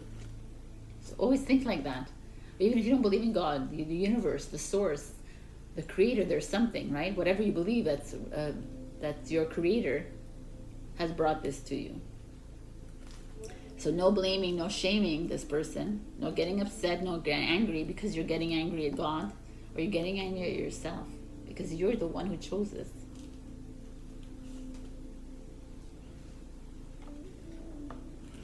Wow. Okay.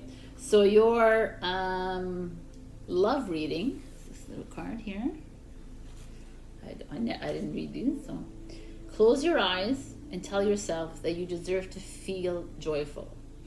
You can allow joy into your life regardless of the circumstances you currently find yourself in. Okay. So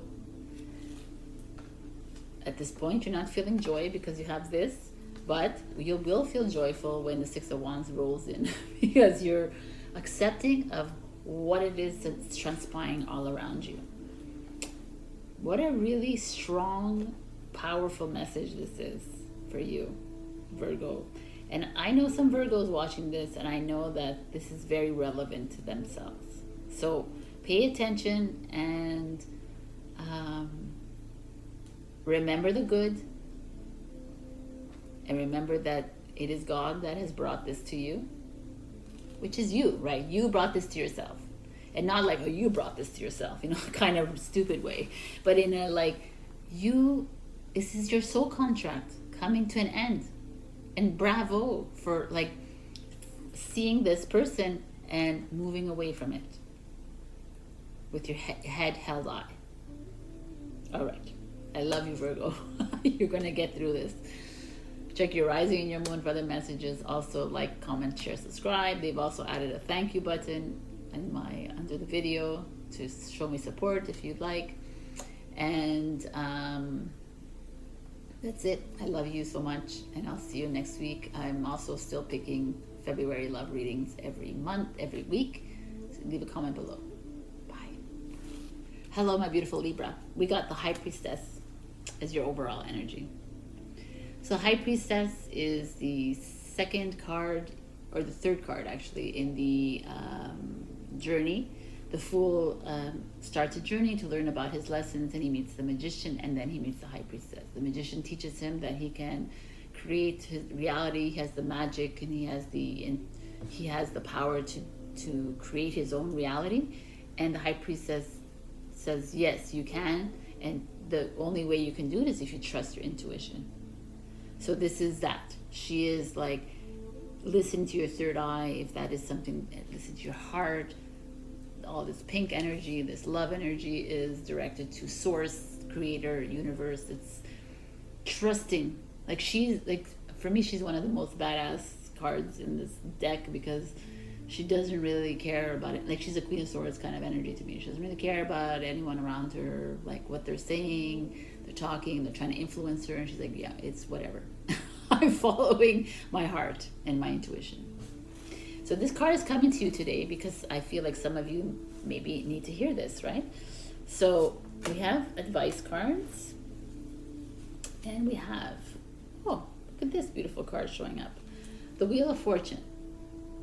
So the Wheel of Fortune is showing up here in your past energies, like saying you're exactly where you need to be. Maybe you've gone through some karma moments. Maybe you are you've had some a whiff of luck and abundance that has come your way. Maybe something has like looked up for you, it has looked up, comma, for you. And the 10 card is a completion energy, moving into something new kind of energy. So we have an interesting and kind of like explorative past that's coming in for you. And in your current position, oh wow, is the Queen of Swords, the Queen of Swords energy, which is Libra. So the Queen of Swords energy is this badass queen, right? It's like, look at her with her sword in her hand of truth. She speaks how she feels. She says what she needs to say. She doesn't care.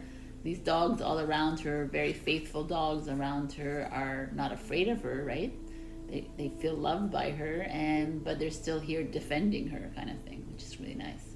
But she's in this like ice, this room of ice, very cold. Like this, there's a coldness about her because of the way she delivers, how she speaks to people. So maybe you feel like that too with yourself, but there's this, why are we being shown this? Because usually the Queen of Swords, if you're showing up, there's definitely a piece of advice that you need to listen to.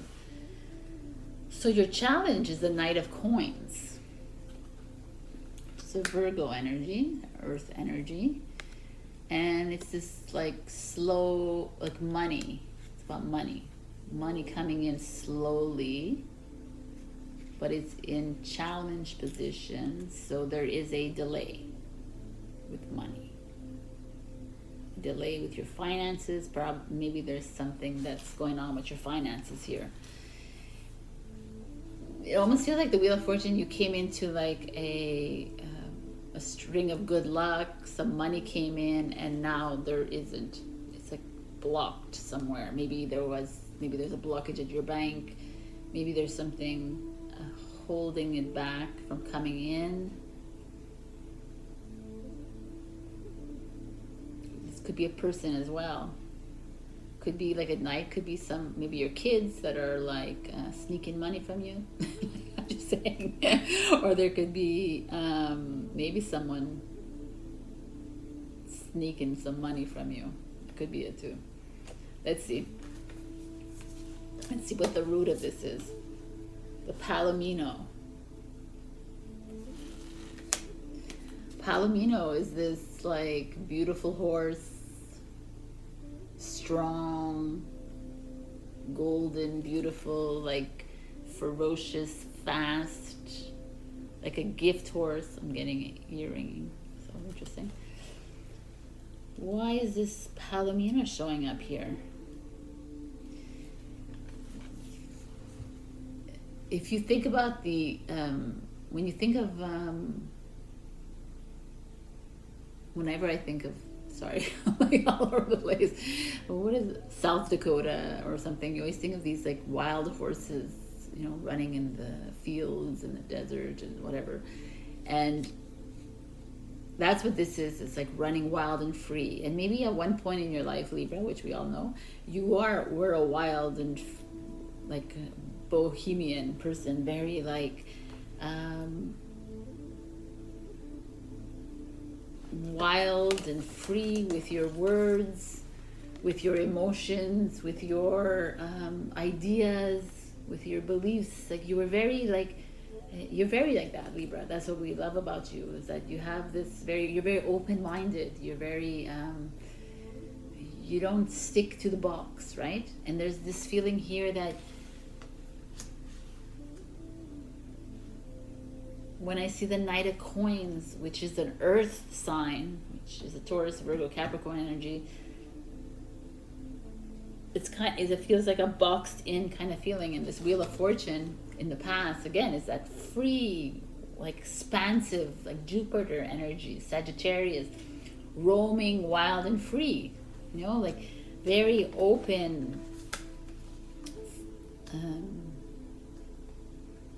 And the Knight of Coins showing up here is like, some of you maybe are in relationships that are like too in the box for you. Some of you maybe finding yourselves in situations where finances are constraining you, where like this humdrum life of routine is like, which is routine is Virgo, which is like keeping you from this freedom.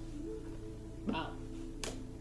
That is what I'm seeing here. This is very interesting. And the High Priestess showing up here is exactly what this is. It's like, why are you holding on? Why are you holding on to the corners? Why are you like staying in these corners of the box? Why are you choosing to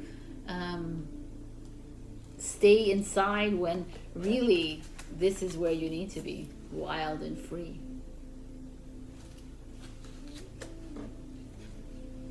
What's coming for you is the Selkie. Okay. The Selkie is the seal people, right? The seal elementals of the seal. So the Selkie, the story is, once, like the Selkies the seals are known to save children and fishermen, right, in the sea, kind of thing. That is the mythological tale of them. But they're also the male Selkie are seducing, and so are the women Selkie. They're kind of like the what am I looking for? The mermaid, but they're the seal, right? So, but the same idea of the enticing, seducing kind of thing. But what happens is, once the seal sheds the skin, they become human. And then if let's say a human, if they get married to a human, this is the tale, right? So the tale is that men marry these human form Selkie, and they hide their skin because you can't put your skin back on. But so this is a feeling of, because of that story I just said, it's like a feeling of a loss of control. So someone is hiding your skin, like it's being hidden somewhere by a relationship, by a friend, by someone. What this feels like is someone is taking advantage of you. Wow, this is interesting. Again, like holding you back in the corner kind of thing. You know, when they shed the skin to become human, they're doing it for a temporary time. They're just wanting to try something new, like a Libra does. And then they get caught in the trap because that human who falls in love with them wants to keep them as human and doesn't want them to run wild and free. So you have something happening, Libra, where you're feeling confined, is what I'm trying to say. You're feeling confined in a very routine marriage, a very meh job, a very meh something, very it's not working for you. You're feeling a bit suppressed, oppressed, repressed, all of them. You're feeling them all. You're feeling stuck. But it doesn't feel good inside me at all. So the future card, wow, is the Ace of Coins, which is a new financial opportunity, a new relationship, a new start on life, a new sense of security, a new sense of self.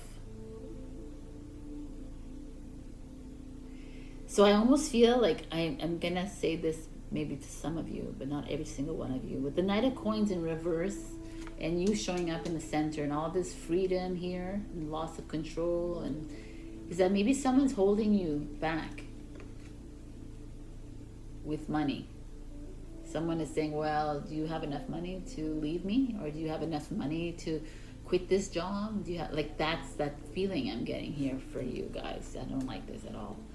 So, but what's coming is something new, which is amazing. So you want to go back to running wild and free, like this palomino, and swimming freely in the ocean like the selkie, and being this wheel of fortune where you can create what the hell you want because you have the power to do so.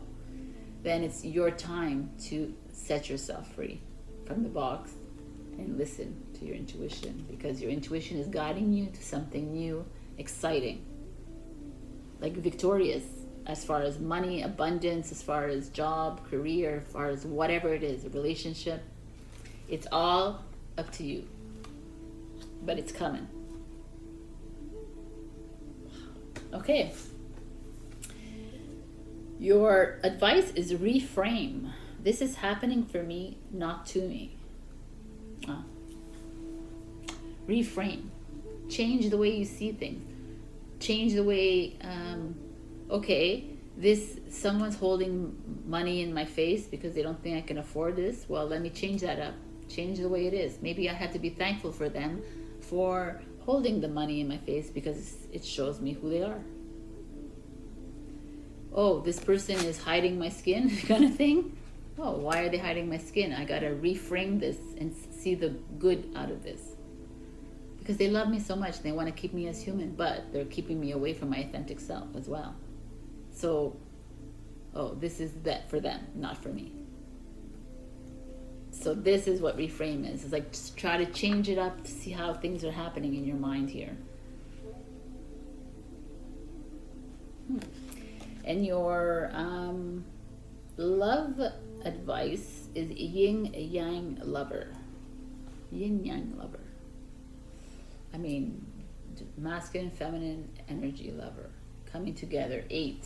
It's like power. Let's see what it has to say. No matter where you seem to be heading closer to your goal or further away, you are making real spiritual progress, and what you want is the same thing that is wanting you. What you are seeking is seeking you. It's only a matter of time before you get it. Oh, okay, very simple. I like that. Whatever's, I mean, that's what it is. It's like,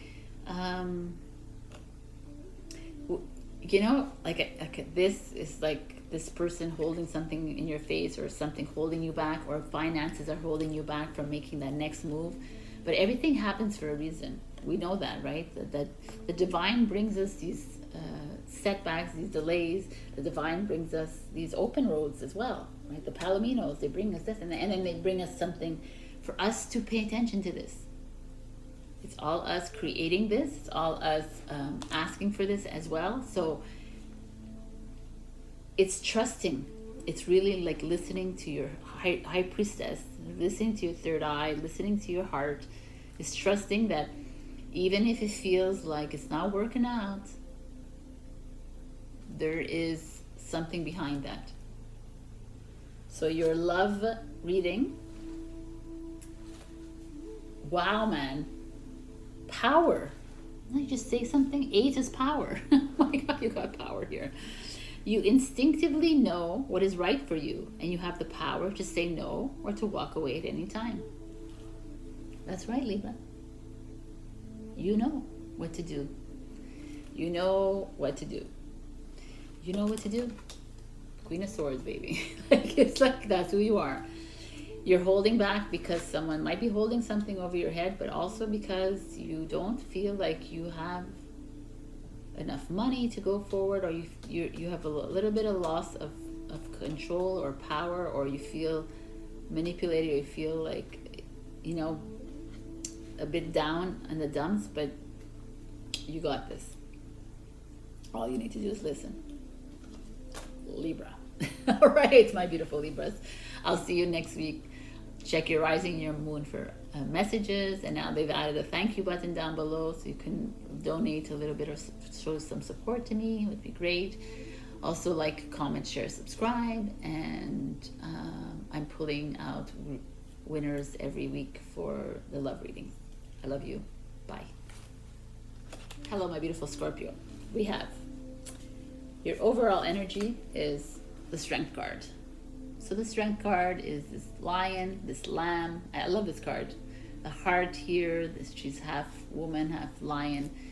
It's bravery, it's courage. It's, you know, the same thing that I would always say is strength, but I like this lion and lamb for some reason this time around, because to me it feels like some of you might be feeling like the lamb at this moment in time. There's so much energetic clearing going on in the cosmos right now and on Earth. There's also we're bringing in a lot of energy, and a lot of us feel depleted.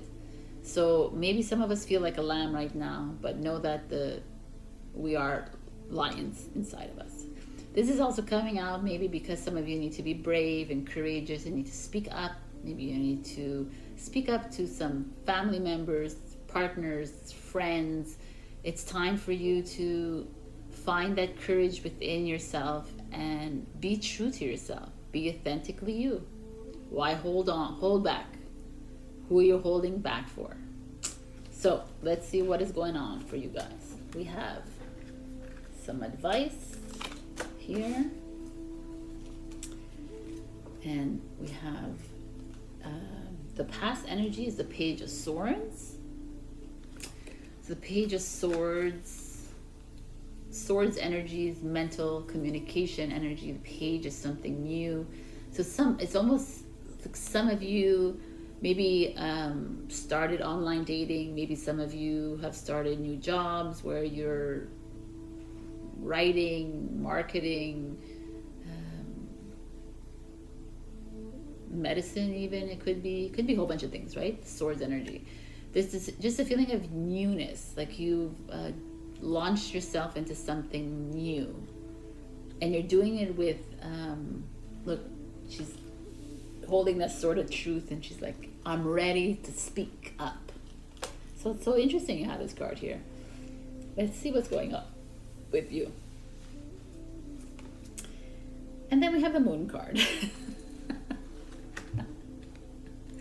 The Moon is like, oh, I was so raring to go. I was ready to like do what I needed to do, say what I needed to say, and then I got the Moon card. And then I fell into like a abyss almost, or in a worry and delusion and uncertainty of what to do next. The Moon is, the Moon is the reflection of what is going on in your life. Here you're trying to start something new, and then all of a sudden you hit this where it's like very emotional and very intuitive as well. Maybe you're tapping into your intuition, because I see your challenge here, which I shouldn't be seeing it, but it's showing up here right now. And your challenge is the devil, which is Capricorn. Your Pisces is Moon. The Moon is Pisces, and the Prince of Swords is Libra, Gemini, Aquarius. But the fact that this freaking devil shows up with the Moon as your challenge says to me that you're self-sabotaging, you are blaming, shaming yourself, you are either, or you could be being manipulated by others. You could be dealing with some really manipulative energies, some egomaniacs. You could be dealing with someone controlling, or you could be diving deep into some really some addictions that you have: drinking, drugging, gambling, shopping, you know, all of them. There could be that's happening right now for you, because you're kind of drowning a little bit. It's okay, right? This comes up to me. I always say, the more and more I do tarot, the more and more I realize that these devil energies, these tower energies are our friends, because they show up to show us what it is that is coming up. Like, it's coming up for a reason. The devil is here for a reason. It's to show you that, okay, what do you have to face? What do you have to look in the mirror? What is it? Why are you continuously eating? What are you hiding? Are you suppressing some emotions? That's what this is, the devil, right? The devil's showing you what are you hiding behind? You know, why are you he's the shadow of this girl who's holding this beautiful cup, and there's fire all around her. It could be like the hell, but for me, fire is beautiful energy. It's passionate, it's creative energy, and he's behind her. But it's just her shadow self, right? Isn't it time to love the shadow self within us, instead of always shooting it down all the time? Okay, we do this, and now understand why you're doing this. I'm going to go deep into this one because I feel like it's necessary, because there's something going on here with you, Scorpio. With the Strength card and this moon and this thing, that means to me that you are drowning in your sorrow. You're drowning in... There's a lot of different aspects to look at it, because I don't know your situation specifically, but you are coming face to face with your demon. And it's freaking amazing. I have to say that it is. It doesn't feel good at all. It will not feel good at all. But coming up face to face with your demon is like coming face to face with that low energy within you that needs to clear. That is what's happening. So it could be you. It could very well be someone else in your life. I truly believe that this someone that else in your life is really you. If you are feeling such negative or heavy energy about someone in your life, it's because they're reflecting something within you that you don't like. And you're seeing it with them because you don't want to see it with yourself. I know it sucks to hear that, but it's freaking that. So I you know, like me too, like I have like a brother-in-law, I can't believe I'm saying that out loud, who's a freaking narcissist. I can't, like, but that means because I have some narcissism within me, and I need to deal with it. So everyone is a reflection of you, everyone. So this is what this is showing up for you, and it as a challenge to me for Scorpio. You know, like I always say this in the readings, that you always get a bad rap, but you, of all the signs, are the strongest of the signs, because you come up against, like, if you chose to be a Scorpio in this lifetime, because you're a strong badass man, because you always come up with you go deep into the darkness. You don't go in the surface, you go in, and it's kudos, bravo. Let's see what the root of this is the sun bear. The sun bear, you could find them in Asia, I believe, and they have on their chest like a golden patch of hair, and that's why they're called the sun bear. And they are like, if you in a lot of the indigenous cultures, the bear spirit is known as the grand healer, the great healer. So to me, like, it is so indicative of you, of what I've just said to you, is that you are the healers, you are the spiritual beings, you are very intuitive, and yet you get really sucked in to the stories out of here, because you take everything personally, you take everything with heart, and then you Scorpions do get involved with a lot of the devil work. Whatever, I'm not saying that in like a biblical term. In the devil work, I mean, and like the trauma, the grief, the loss, the separation, the manipulation, all of that. But you're this. You're the embodiment of everything spiritual. So you just keep forgetting. You just keep forgetting that you have the sun as your guide. The sun, to me, is the source, is energy, is the universe. So here you are, coming in with this Princess of Swords,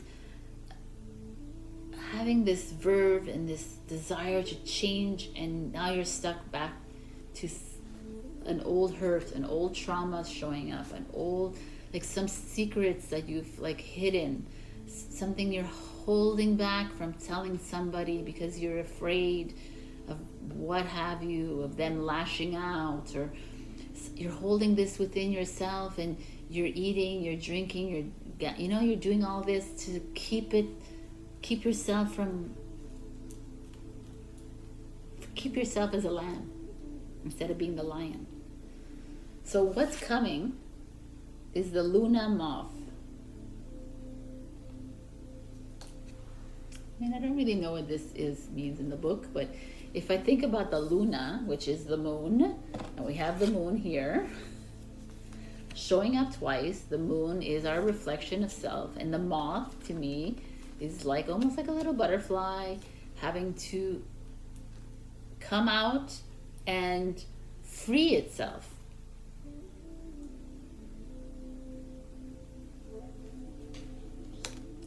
Okay, I'm going to read from the book because I want to be 100% with you on this. So, okay, there we go. That was nice. A Luna moth lives for a short time. Within that period, they mate, eat, and then die, only to have their offspring carry on their legacy. Their unique coloring draws many to them. Their wings appear to glow, and they have circles that look like the moon on them. Oh, nice. Some cultures associate the Luna moth as a symbol of transformation and change. It's time to transform bad habits into good ones, to take a healthy break from your addictions to gain revelations. There we go. Oh my God. There we go. So it's time for transformation. It's time to remember that you are the sun bear.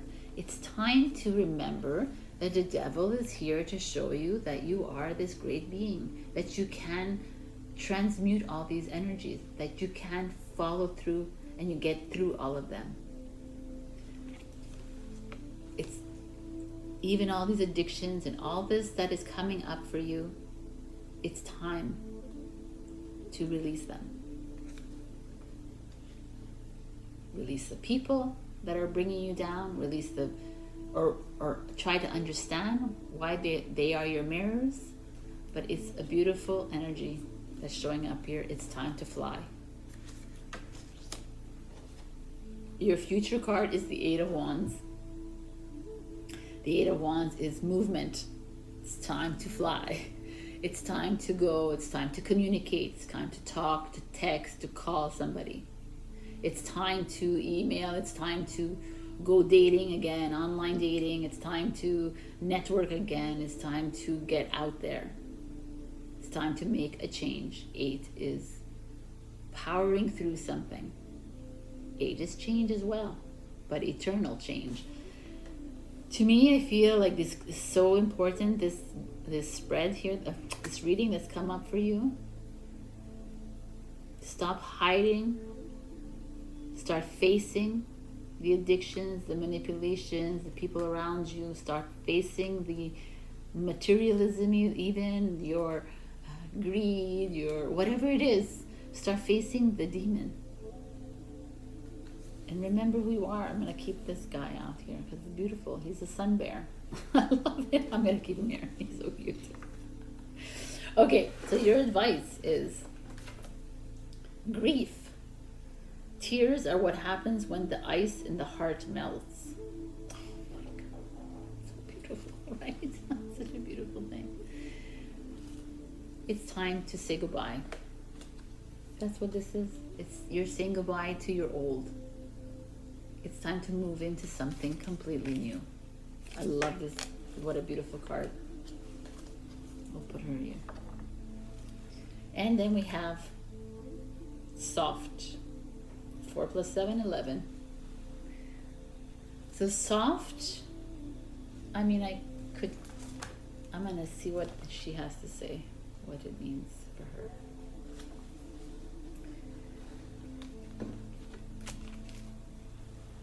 The oracle brings you a message of peace. Surrender now, be soft, even just for this moment of quiet reflection. You have perhaps been working too hard at growing and living. Take some moments to replenish and allow the divine to help you, dear one.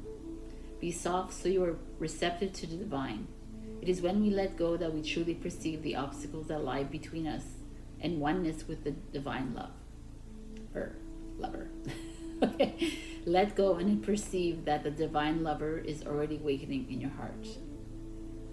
So it's your time to be soft. It's your time to surrender. It's your time to surrender to all these energies that are flowing right through you. Really beautiful. Wow. And then we have this beautiful love coming through. Don't make decisions based on guilt or what you think you should do. What you think you should do. For it is only in being true to yourself that you can be true to others. 1000%. Love this one. Amazing.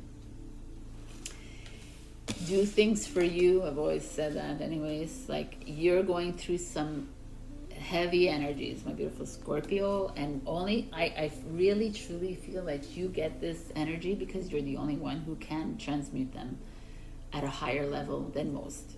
So don't take this as a, oh my God, it's me again.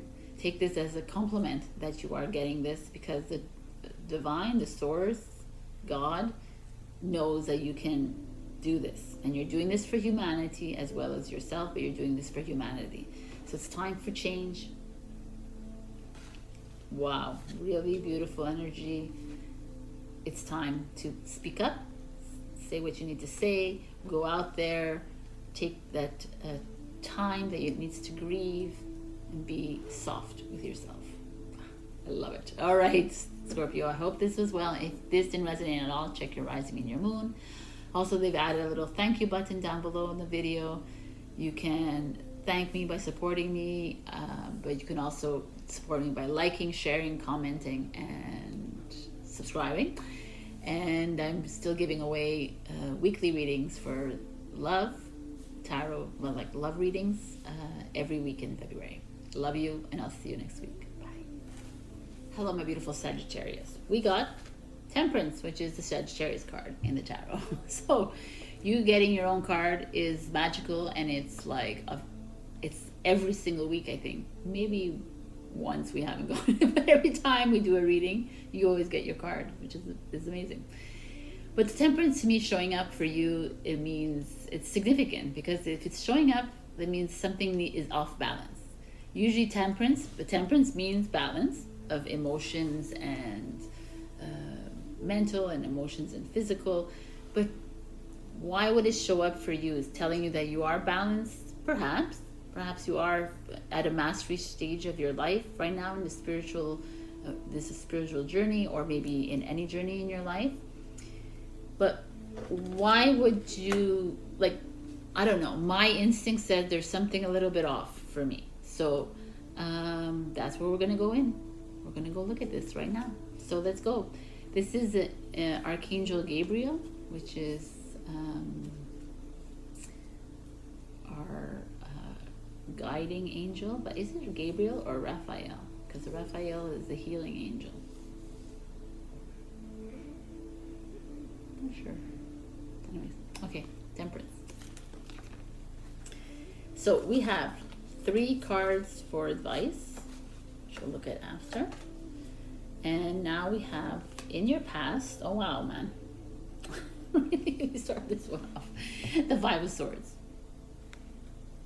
Five of Swords is Aquarius energy, but the Five of Swords energy is rife and arguments and unease and lying and discomfort and having won the war but not really because you were sneaky and you cheated. Like, it's not a very comfortable feeling, the Five of Swords.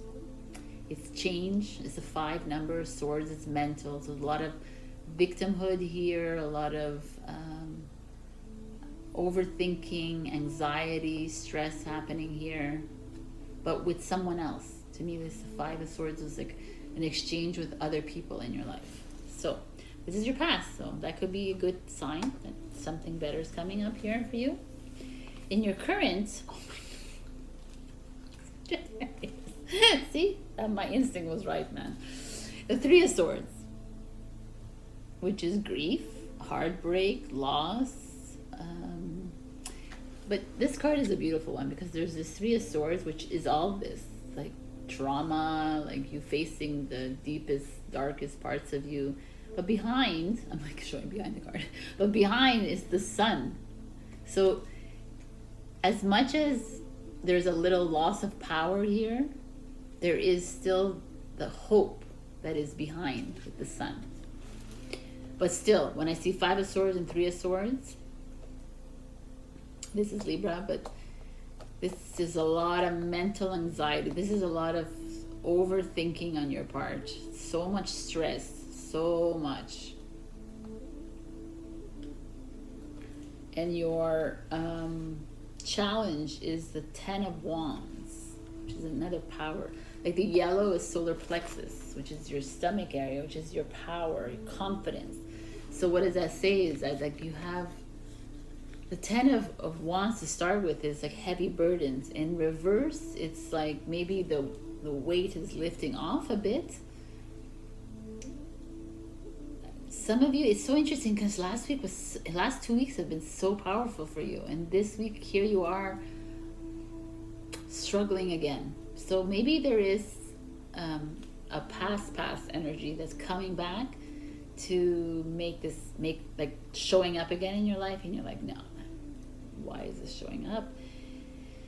Someone around you that's not being very straightforward, someone who is, I really feel like there's someone dishonest in your life right now. It's weighing heavily on you, but you're in the process of releasing it, but still a burden for me. Yeah, wow. Okay, I didn't expect this reading to be like this, but it's always good. There's always a reason for it. Let's see what the root of this is the gate. The root of this is the gate. The gate is like a portal. So she's at the portal, and there is a new life on the other side, and it's like this. This could be like you at one point in this past few weeks that you were ready to jump through this portal. You were ready to make this big leap in your life, to make this big change in your life, and you were excited. You even created this portal for yourself. Kind of, you created this gate. You're like, okay, I'm gonna, like, you magicianed it, kind of thing, and you were really excited about it. But then something happened, evidently, because the 5 of Swords and the 3 of Swords, someone came and closed down this gate for you. You're seeing things differently. There's like a little bit of a delay in your life right now. There's something not working out. It could be like a relationship, it could be business, could be a project that you're working on, could be yourself, could be like some old wounds are coming up, like some, because of a fight that you've had in the past, because of a situation that you've had in the past, and it's coming up again, and you're feeling all the feels right now, and you're trying really hard to get over them, but you know the only way to get over them is to go through them. Yes, Sabrina, but yes, it is. We need to go through that heaviness to get to the other side, kind of thing, to get back to the lightness. But if we keep you know, like letting things go, then, and they just, like, they stay on the surface. They don't move. They just stay there, and then they come back, right? It's like they just stay on the waves, and then eventually the tsunami brings it back, right? So that's that feeling. It's almost like you're needing to regain your power again. Let's see. What's coming is the white owl. What a powerful card for you. The white owl is freaking intuition, right? This is your third eye. The white owl is that beautiful, the owl is that beautiful bird in the night that you don't see. For me, the owl is amazing because they freaking do everything in the darkness without seeing. Like, and they're like amazing to me. And they're quiet animals too. But super intelligent, obviously, super intuitive. They rely on their intuition to go through and scavenge and do whatever they need to do. So you're being asked to tap into that beautiful intuition of yours, my beautifuls, because I think what's happened here is what I think is that you've been thinking too much about these swords energies. You're putting too much thought, you're putting too much focus on your mental energy instead of putting focus in your heart, kind of in your intuition. You've allowed your mind and your ego to take over a little bit, because remember, heartbreak is mind, is not heart. Sadness is mind. All of this is mind. We create these emotions in our mind. The heart is a neutral zone. So your mind has been playing a lot of games with you, Sagittarius, and you've almost allowed it. You were almost there. Like, you almost opened that portal to get into something completely new, and then you allow the mind to come back in and play with you. Say, no, maybe it's a wrong decision you made. Maybe you should stay, or maybe you should go. Maybe you should do this, instead of listening to yourself. Maybe.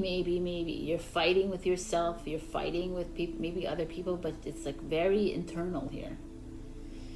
You're trying to hold on. You're trying to make decisions. You're trying to do the other for everybody else. You're bringing on everybody else's freaking problems on your back, and it's like, let it go. Fuck.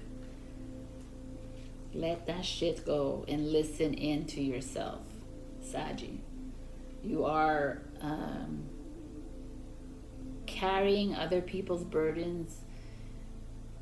It's bringing up a lot of internal struggle. It's bringing up a lot of stuff that you don't want to look at, but it's time to look at that. Let's see what your future says. Nice. The Hermit. It's Virgo. The Hermit is what? She's carrying the lantern in the dark because you are the leader in the dark, right? It's like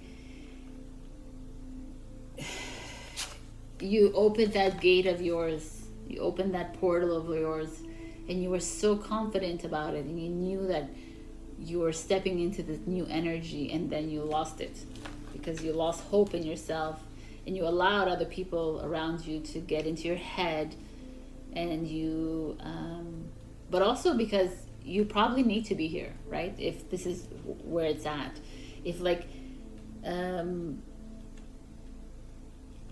I said to, I guess, Scorpio, every card is important here.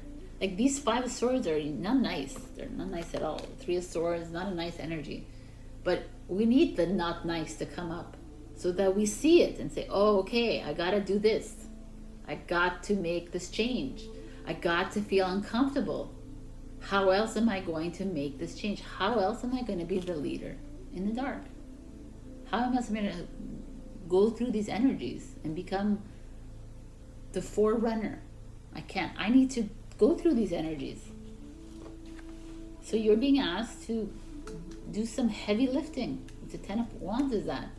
And starting to release these heavy weights on your shoulders. But the only way to do it is to listen to yourself. I mean, it's like clear as day. I know it's always clear as day to me, but it's not clear as day, right? It's always like, it's not easy, man. And the Hermit is a 9. A 9 is the end of the journey. It's time to like finish this, and start something fresh. And you know, I know that you know that you know. I know that you know what to do. So your advice is surrender. I mean, amazing. And there's a bird. I love it. Sometimes learning to surrender can feel as if you're dying. The ego learns what's hardest to stop trying to control the whole universe. Stop trying to control the situation and surrender to yourself. Surrender, because it's all coming, it's all here for a reason. I love it. Surrender. And this card is Towering Magnificence. Number 30. I mean, to me, I see this mountain range, these clouds, and then there's these like angels or spirit guides in the clouds. To me, it's like you're being called to climb that mountain again. Don't be afraid of it again. Like, do it. Climb up and reach the top. Be that magnificent light that you are, that you've forgotten a little bit because you've taken on other people's drama, or you've like allowed others to get in your head. But this is who you are. You're a magnificent light, being of light. You are these wonderful beings, by the way. We are all them, right? They are all us. So it's time to start to remember who you are, and it's also time to start to listen in, because there is a message coming through that you are being asked to follow your inner guidance, wherever it's taking you, however, with whoever. But don't listen to the outside and listen in. Your love, literal message is secret admirer. Someone has deeper feelings for you than they're letting on. Interesting. I like that. So pay attention to that, my beautiful Saggies. Slipping out of my hands. All right. This is an interesting read. I didn't expect this one, but wow. There's always something here showing to us. Remember who you are and let go. Stop thinking. Stop thinking. There's too much. Stop battling with yourself and stop battling with other people as well. What is happening, the pain that you're feeling, the trauma that you're feeling is coming up because you haven't dealt with it either, or you're having to face it, right? The same thing, right? Or it's like showing you the person that could be showing you who that person is really, if this is a person. So pay attention. You are the leaders. Let's go, Saggy. I love you, and I will see you next week. Check your rising and your moon for other messages. And they've added a thank you button down below so you can support me. You can add a little donation if you'd like. And you can also support me by liking, sharing, commenting, and subscribing. And I'm also giving giveaways every week in February. I love you. Bye.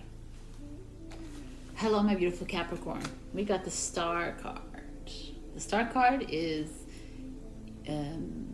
rules the zodiac sign of Aquarius and the planet of Uranus, which is all about rebellion and breakthroughs, and Aquarius, the same thing, idea, right, outside of the box. The star showing up to me, for me, speaks of you not taking credit for the greatness that you are and allowing others to shine, and it's time for you to shine, kind of thing. It's time for you to receive this validation, whether it's by a raise or promotion, or whether it's by people in your life around you. It doesn't always have to be about money, but there's this feeling of you gonna be getting some beautiful feedback, and I love it. And it's you just, it's a healing card. It's you like connecting to your divine. It's a gorgeous card. So let's see what is going on with you. We have some advice cards here. And we're going to see what's going on. Wow, your past is your Magician card. The Magician card is showing up. What does it say to me? The Magician is that you have been doing all that you need to be doing to be creating your amazing life, right? The Magician uses all the tools, earth, air, wind, fire, ether, to like create his reality. You've been like, maybe you've gotten a new job, maybe you've gone into a great position in your job, maybe you've found rewards or acclaims in your job or your relationship. Maybe you've started a new relationship. Maybe, like, you know, like there's just a feeling of inventiveness, creativity, a new start, a new beginning. One card is something new. So some of you have started on a new path. I kind of like it. Good for you guys. So in your present, we have the Seven of Wands, which is a Leo energy. The Magician is Gemini. So this is like, the Seven of Wands always speaks to me of having faith in yourself. Here you are, all the wands are here, the 6 wands of victory have been planted in the ground, and now you're holding on to this 7th wand, and you're maybe a little bit unsure of the victory. You're still like, okay, we won, but is there another lesson I need to learn? Is there something else I'm like missing here? That's the 7 of Wands. It's like,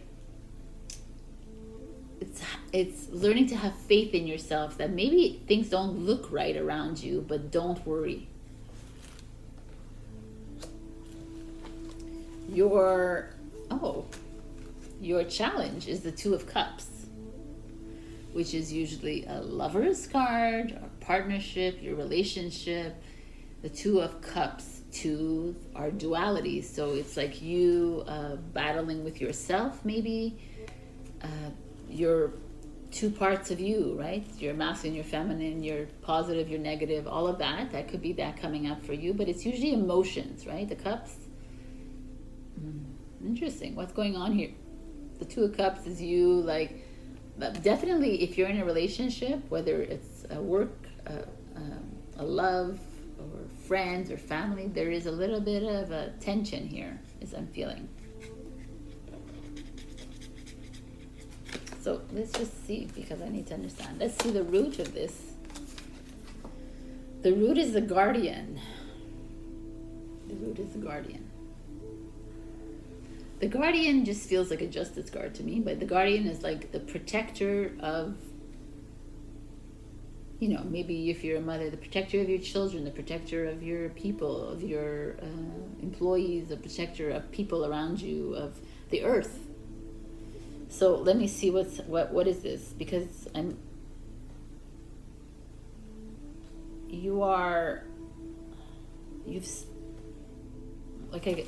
just got this flash. So let's say you've just created a new department as your job, or you've created this new, you step into a new relationship, and you've been very defensive and protective of the people in your department, or you've been very defensive and protective of your relationship, the people in your family, your friends, your family, whatever it is. There's this feeling of you starting something new and then being their protector, and finding yourself in a situation where you're having to stand up to someone. You're having to stand up to someone, which could be your partner, or someone you work closely with, someone that you esteem very greatly, the 2 of Cups, someone you respect very greatly too. Could be a lover, definitely could be a lover, or a relationship, or just this feeling of a soulmate energy. But like I said, it's not always romance. There's this energy of you, it's so interesting, because it feels like they're obviously in reverse, as your challenge is they're like coming up against you, and here you are having to protect your family, your friends, your colleagues, your your employees, whatever it is. Like, you're having to, this is for me, is these are the people you're protecting, and you're holding guard against this 2 of Cups energy that you love, you care deeply for, but they're like pushing up against you. They're like, nope, we're not going to go through with this. No, we're not going to do this. No, I don't want to like continue with this relationship. You know, it's that kind of energy.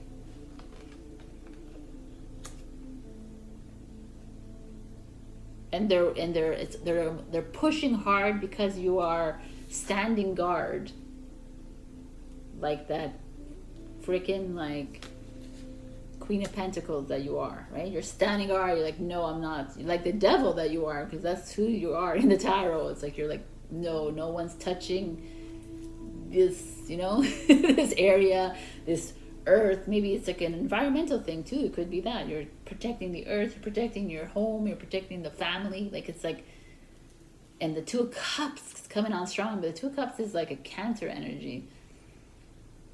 Definitely home, family, relationship related, coming on strong, pushing you hard. What's coming is the Crone. So in the trifecta of the feminine, I guess, is the Maiden, the Mother, and the Crone. The Maiden is your young, the Mother, and the Crone is the elder, right? So here that they're showing up to me is like, stick to your guns. Capricorn. Whatever movement is whatever force is pushing you back, you need to stick to your guns. You need to hang on tight, because the senior, the elder, anyone, like we always in most indigenous tribes, you go to the elders for advice, right? For counseling. The Crone is, or reach out to someone's older than you to guide you. But I feel like that is what, it's more like you. It's like you really, you are the Crone to me. We don't have age, right? We are all Mother, Maiden, and Crone in our lifetime, because we've been the Crones for, you know, for millions of years before this. So it's like tapping into your knowing. So I don't know what this is, Capricorn, because this feels like, to me, some of you are like, you've started a new project, you started a new company, you started a new relationship, you started something new. It's going well, but you're not sure, because now I understand why, because you have someone coming up against you saying, no, we don't want to do it your way. No, this is the way it should be done. And you're like, no, man, don't freaking touch me. Like, don't touch the project, don't touch the situation, because I got this all under control. And you're like in 100,000% being confirmed that you have this under control, and it's time to listen to yourself, to trust yourself that you know what you need to do, and you know how to push against this energy here. This is someone who loves and cares for you, but at this moment is having a hard time showing it, because they're going up against you. I don't know why they're going up against you, but there is something that they don't appreciate your inventiveness, your creativity. They don't see you for what you can deliver.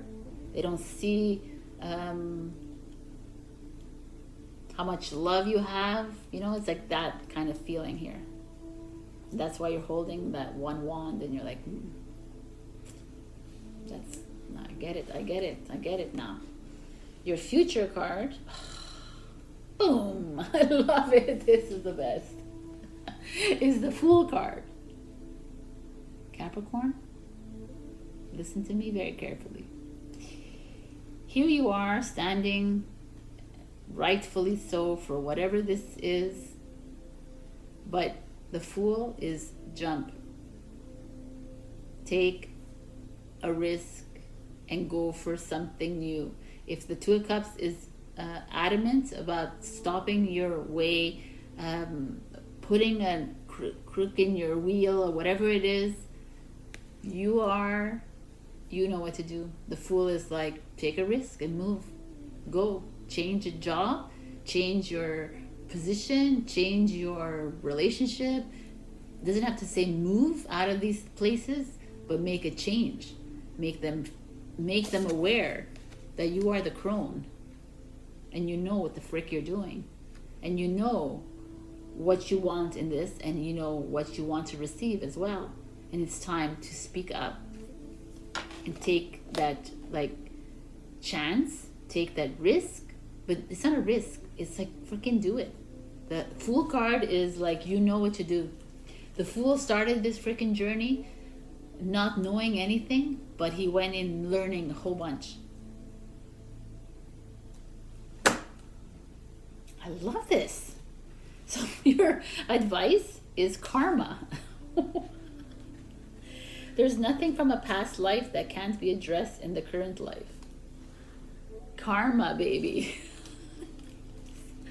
Karma is here, and you're here to deliver karma to this Two of Cups that keeps holding you back from whatever this is. And you're like, yo, karma's gonna bite you in the ass. Or karma is coming, it's done. That this kind of advice is coming in saying you don't have any more karma left, Capricorn, so don't worry about it. Take flight. Make the move. This is, I don't know if anyone's hearing this, but making the move is your advice, because you got the crone and the guardian around you.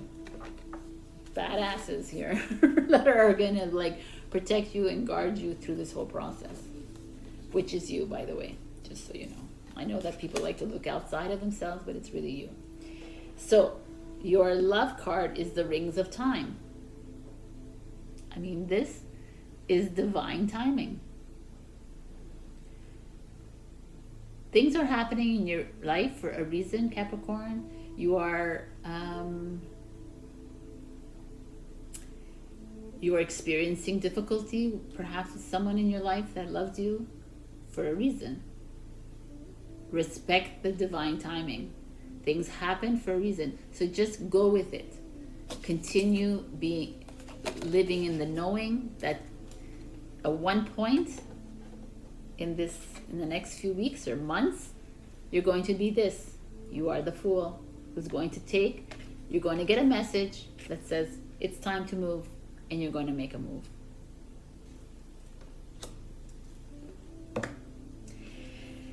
Your card for love is this, and it is forgiveness. Stop focusing your energy on past events, for life is too precious to waste. You create your reality by what you think, dream, and imagine.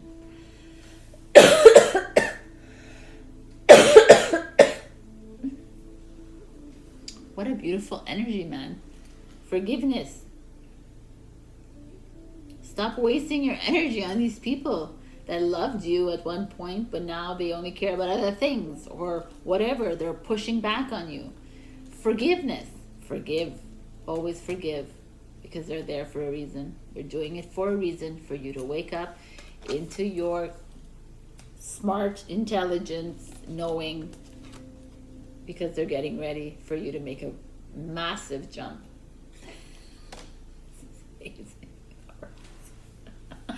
I'm sorry, I'm leaving this at that. I love you, Capricorn. You know that. This feels really strong. So check your rising and your moon for other messages if this didn't resonate. Also, they've added a thank you button for me down below. You can just click on it and give a donation. You can also support me by liking, comment, sharing, subscribing. Every week I am, what am I doing? I'm doing a giveaway for love reading every week in February. I love you so much. Bye. Hello, my beautiful Aquarius. We got the beautiful card of Hermit. 9 energy. 9 is coming to the end of a cycle and moving into something new. The Hermit to me is a lovely card because it feels like kind of you, Aquarius. You are the leader in the dark, even though you might not be feeling that right now. And maybe some of you are, and kudos, but I know there's a lot of Aquarius out there that are feeling a bit lost. And it's okay, because we are in the rising of the age of Aquarius, and there's a lot of heavy energy, and guess who's transmuting it? You are. So there's this feeling of you like floating in the air in the light, but yet there's still an ominous path here in the darkness of the mountains. So a lot of you might be feeling a bit floating, maybe just floating, not secure, not sure of where you're at. But you know, the Hermit is the end, and then there's a change. There's something new coming. So let's see what's coming up for you. Beautiful. So we have 3 pieces of advice. We have 3 cards of advice here.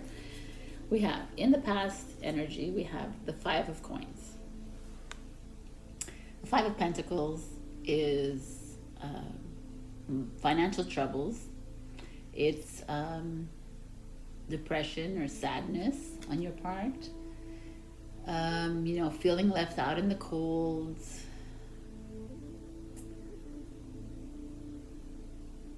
Feeling alone.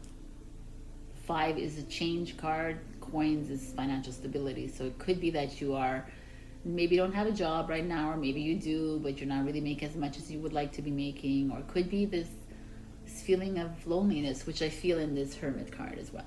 So let's see what else is going on in here. In your current position, you're at the 9 of Cups, which is not that at all. The 9 of Cups is you're fulfilled, you're rewarded, you feel like you're in a great place right now. So, wow.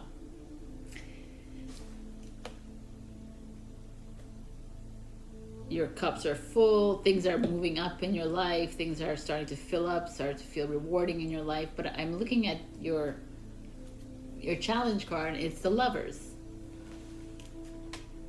So I'm feeling interesting here, because here you are, maybe at one point in this past year, this past few months, you've been down and out. Maybe you are down and out right now, like who knows.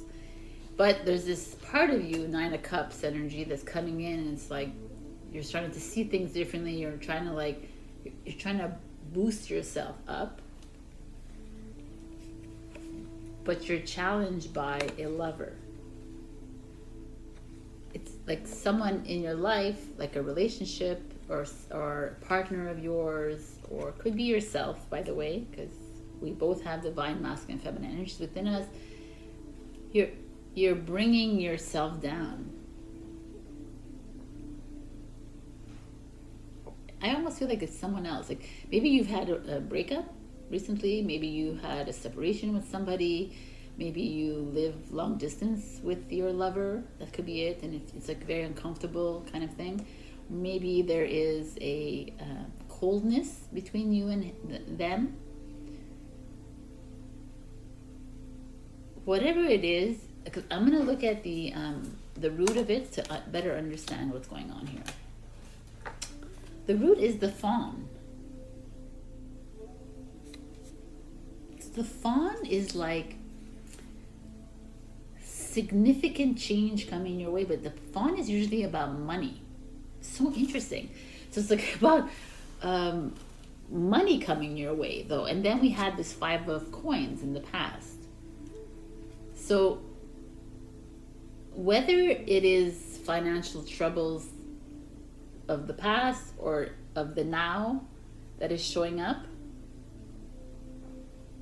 like this says that you had a lot of money come in, and this is saying that there's no money, right? So that's where I'm at here with you guys. What is going on? So maybe you, at the root of it, you were in a really good place, and now you're not happy with how you're making money, or you're not happy that there's no money coming in again. But yet you're happy emotionally. You're happy emotionally, but now you're not really happy emotionally because the lover just like broke your heart. This is such an interesting reading. Okay, wow. Of course, Aquarius towards the end gives me like the hardship here. Okay, what's happening here? What are we doing here?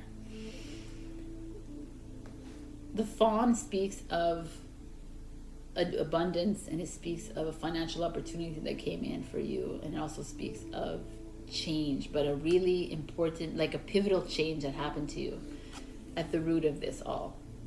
Like something moved within you and you made this change. Was amazing.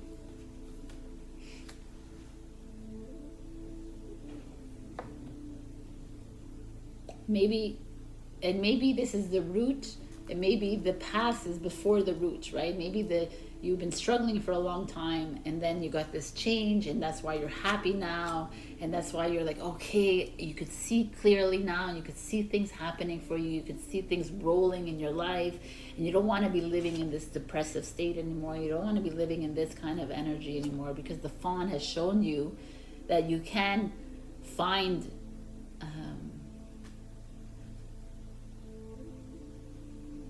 prosperity, you can find happiness, you can find fulfillment. But then you're either self-sabotaging yourself with the Lover's card in reverse, or even in all this happiness, there's someone breaking your heart.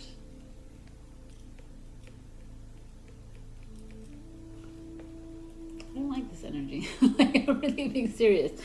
This is like a Lovers in reverse. It's like the 6th card. Let's look at the 6th card. The 6th card is harmony. So like this is disharmony. The 6th card is also choices.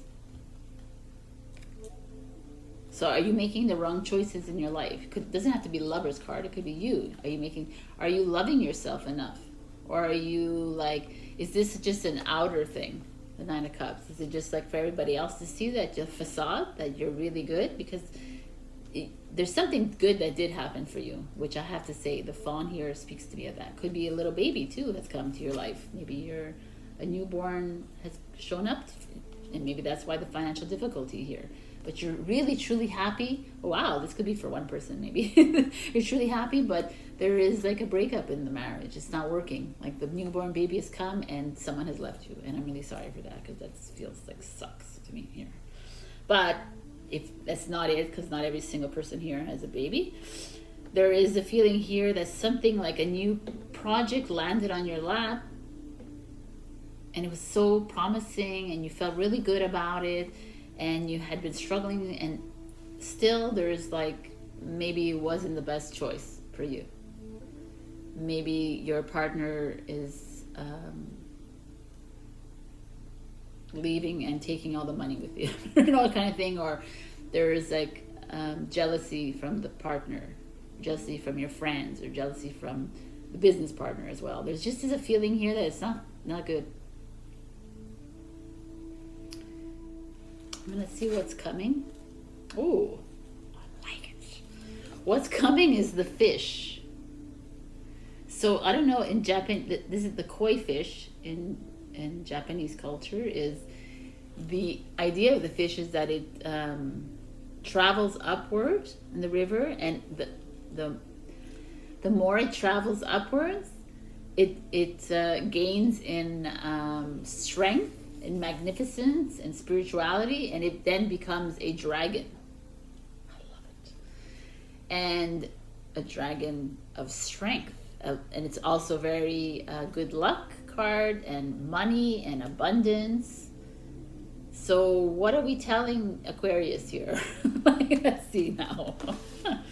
Because it's that Lovers that threw me off in reverse.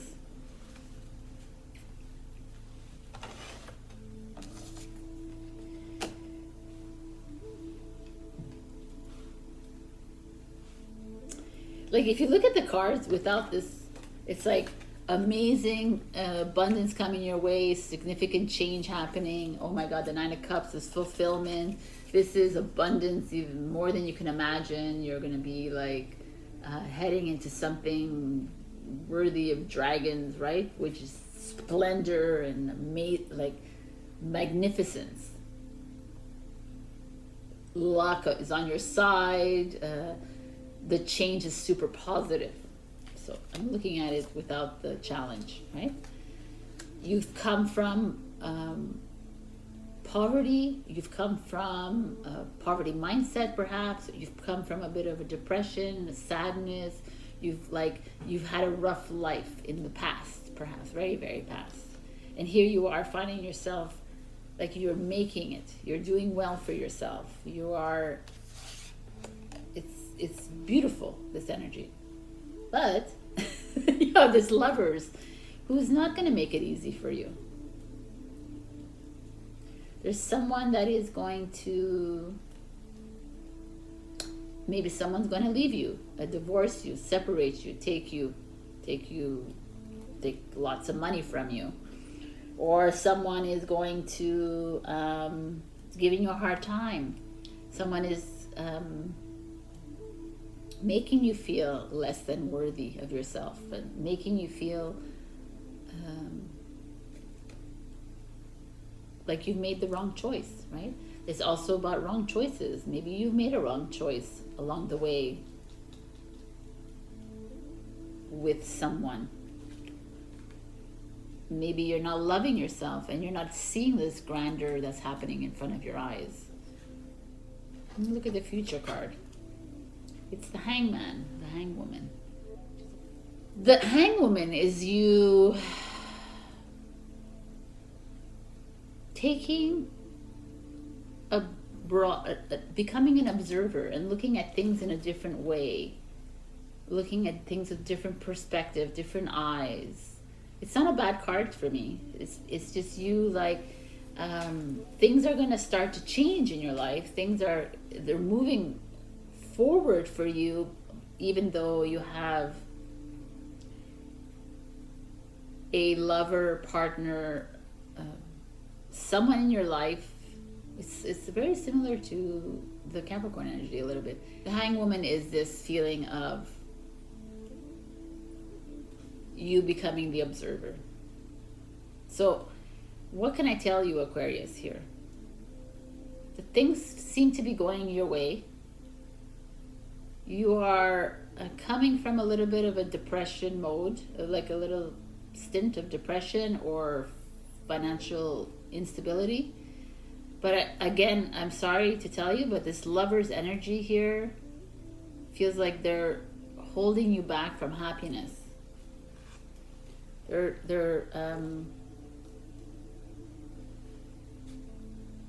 trying to anyways. But like the fish is freaking amazing. No way, man. The fish is this, like, you climbing your way up to the top and becoming that dragon. Even with this energy trying to do that, trying to stop you from doing that. I feel like there's someone around you that is, and I can't say they're not doing it. I think they're knowingly doing it. The Lover's card is Gemini energy, holding you back from happiness.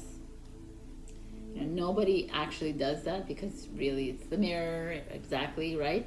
But pay attention. There's someone around you that doesn't have your best interest at heart.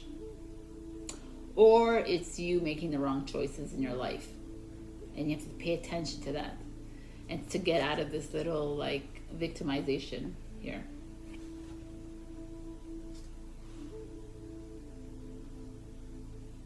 Let me see what the advice is so we can change. Okay. When the ego finally sees the utter madness of trying to control everything, you come to a sacred crossroads in your own evolution. Wow, amazing. Control, man.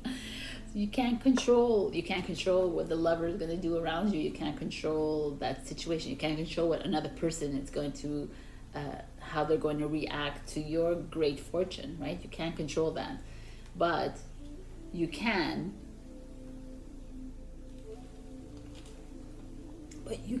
like trust that this blockage that is showing up in your life is for a reason, and they're trying to show you who this person is and why they're doing this to you, and maybe there's something within you that you need, that you're blocking this beautiful prosperity and abundance from coming to you.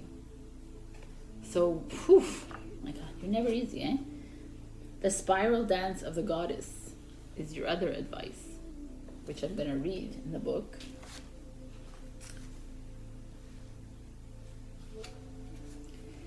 The message of this oracle to you is that you are growing. You are bringing more of your light into form. You may be meeting obstacles in yourself and in the world, but this is because you are bringing through the light. If there were nothing happening, there would be no obstacle. Bless them as signs that you are proceeding, and empower them no more. You shall be. All else is just divine timing. I mean, yeah, that's exactly what I was saying. The Lovers to me is there as a mirror, is to show you that there is something that you need to pay attention to, because everything seems to be flowing really well up here, even here in the future.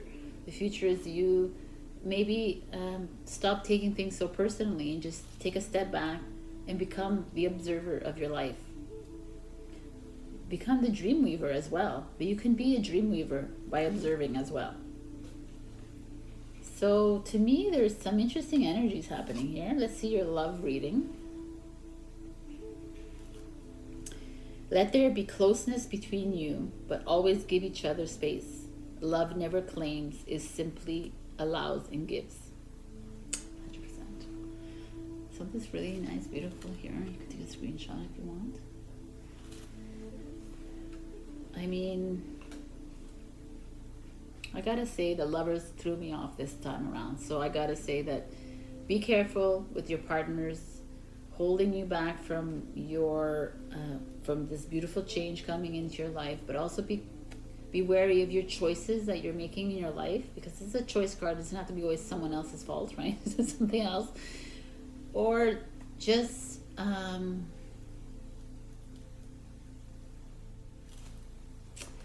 love yourself more, my beautiful Aquarians, and know that whatever obstacle like this came into your life, it was for a reason. It was for you to see that you have the stamina to climb up this river and become that dragon that you are.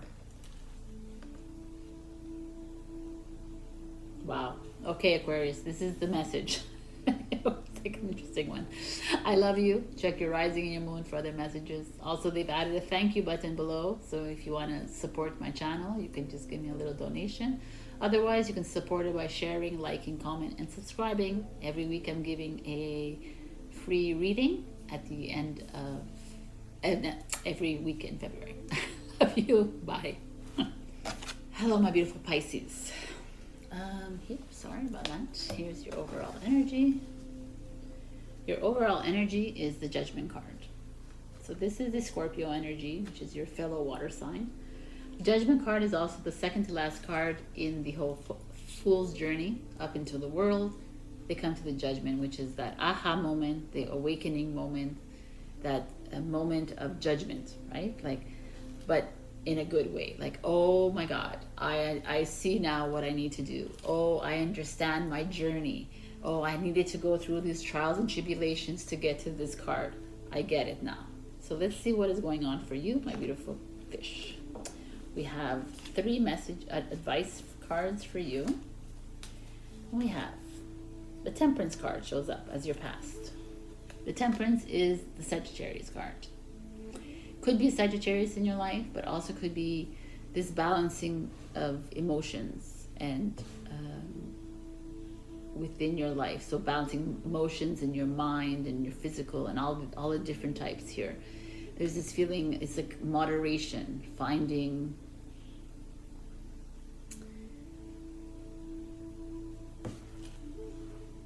like trying to understand how to navigate through these emotions that are happening out here. That's what I feel it is. It's like, could be a Sagittarius that is that you're having to weigh or maybe have to deal with. But let's see. I want to see how this can be tied into you here. In your current position, you have the Ten of Swords. The Ten of Swords. I'll just see this card. So she's lying down and she's stabbed. Well, not all of her body stabbed, but most of her body. With all these mental anxiety, this stress, this worry, this pain, this grief, this sadness. But the Ten of Swords is the end of this. You're reaching the point where you're like, okay, I'm going through a lot of emotions. I'm going through a lot of like mental, like I think you're confused. There's a lot of stuff happening in your life right now, Pisces, and you're like dealing with a lot.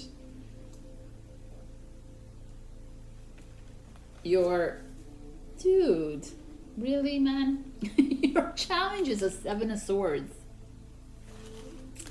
which is Aquarius energy. With the 7 of Swords, that cheater, liar, deceptive, dishonest card.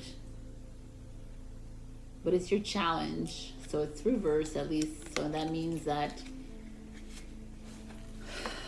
perhaps this is the end, because you have the 10 of Swords, 7 of Swords. It's like you're coming to a point in your life where you're needing to weed out all those people around you that are not good for you, that are holding you back, or I feel like it could be someone in your life again that is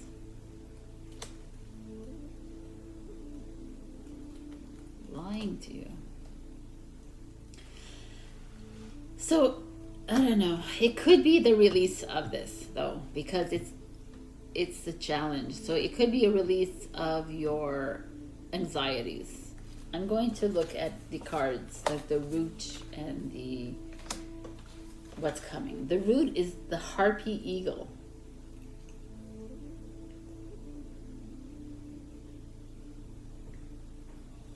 So the eagle, what does that mean to you? The eagle's freedom, right? The eagle does away with what's no longer necessary in his life. He's a survivor. The eagle hones in on his prey, goes right for it. Like, I'm trying to think of what is this like showing us here. The eagle also speaks of it's time to change something in your life. It's time to reassess, to reprioritize in your life. So the eagle's coming at you here for change. It's time to free yourself from whatever this is, right? Whatever this is. Because there's something holding you back, man, Pisces. It's been this way for quite a while now. And you've been like trying your darndest to find the balance. You're trying to find your way through this. You're trying to find how to navigate yourself through these emotional waters, mental, physical, everything. It's like almost like coming at you. It's inundating you, I find. And that's why you're at this precipice in your life where you're like just done. I'm like, you're over it. Like, we can't deal with this anymore, right? But then your challenge is a 7 of Swords, and it's almost like, as much as you want to end things, there's still other things that you need to go through. You still need to figure out why others around you are lying and cheating and dishonest with you, or why are you being like this with other people. I mean, it goes both ways here. I don't know where the challenge here is for you to sift through this, is to release these this heavy energy that keeps that you keep struggling with, and like there's a beautiful sun, there's like hope on the other side of this. This has the moon, which is reflection. It's like, it's delusion, it's mystery, it's secrecy as well. So for me, the 7 of Swords never comes to me as a great card. I feel like there is something you're holding back. Why are you like you're done with these energies? Like, you're finished. I feel like it's like you've reached a point in your life where it's like, why am I even here? What am I doing with my life? Or like, why am I in this position where I have to always feel like take on everyone else's energies or my own? And you're feeling like you feel like, I almost feel like some of you even want to be sneaky. You're like, it's because you don't know how to maneuver through these energies. So you see if she's holding on to these 5 swords, and then these 2 are planted in the ground. It's like you've already decided, okay, two of them, I fixed two things in my life, two of these 10 swords, and now I got like, what am I going to do with these other 5 swords? Am I going to hold them? I'm going to like run away? I'm going to steal? You know, I'm going, like, what are you doing with them? Why are you holding on tight to these swords? We're just bringing your energy down. It's because you're used to, you're used to it. You're used to like holding on to things.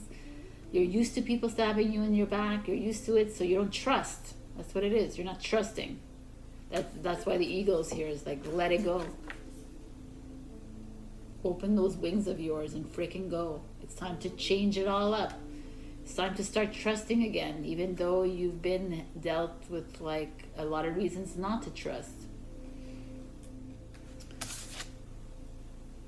Wow, what's coming is the scales, which is the Justice card, which is a divorce, a separation, which is negotiations, an arrest, which is like a judge and jury, like a decision.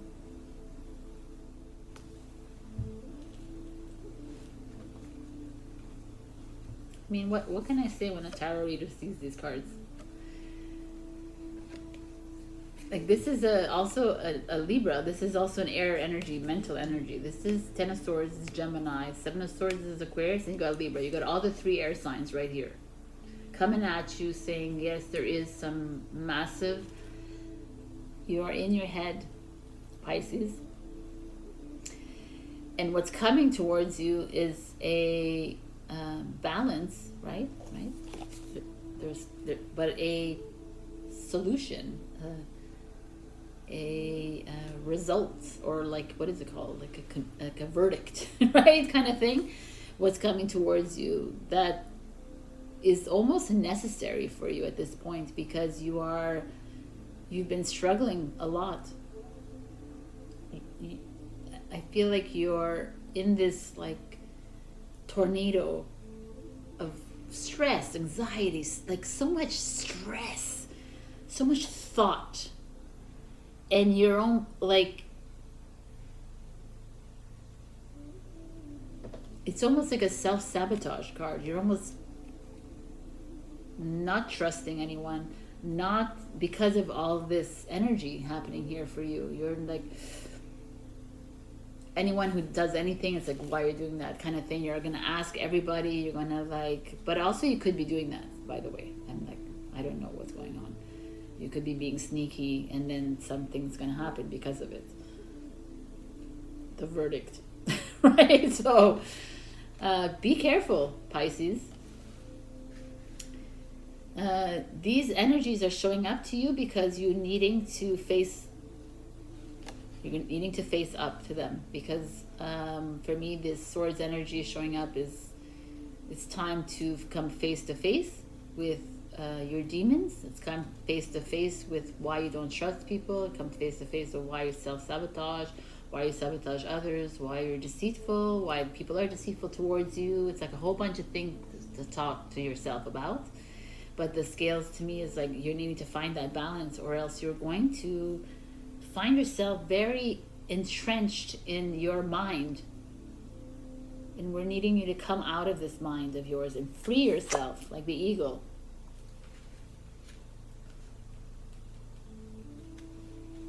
So your future card is the High Priestess, which is, again, what? It's intuition. It's moving into your heart space and outside of this mind of yours, this ego mind. The High Priestess could be seen as like an egoic character, right?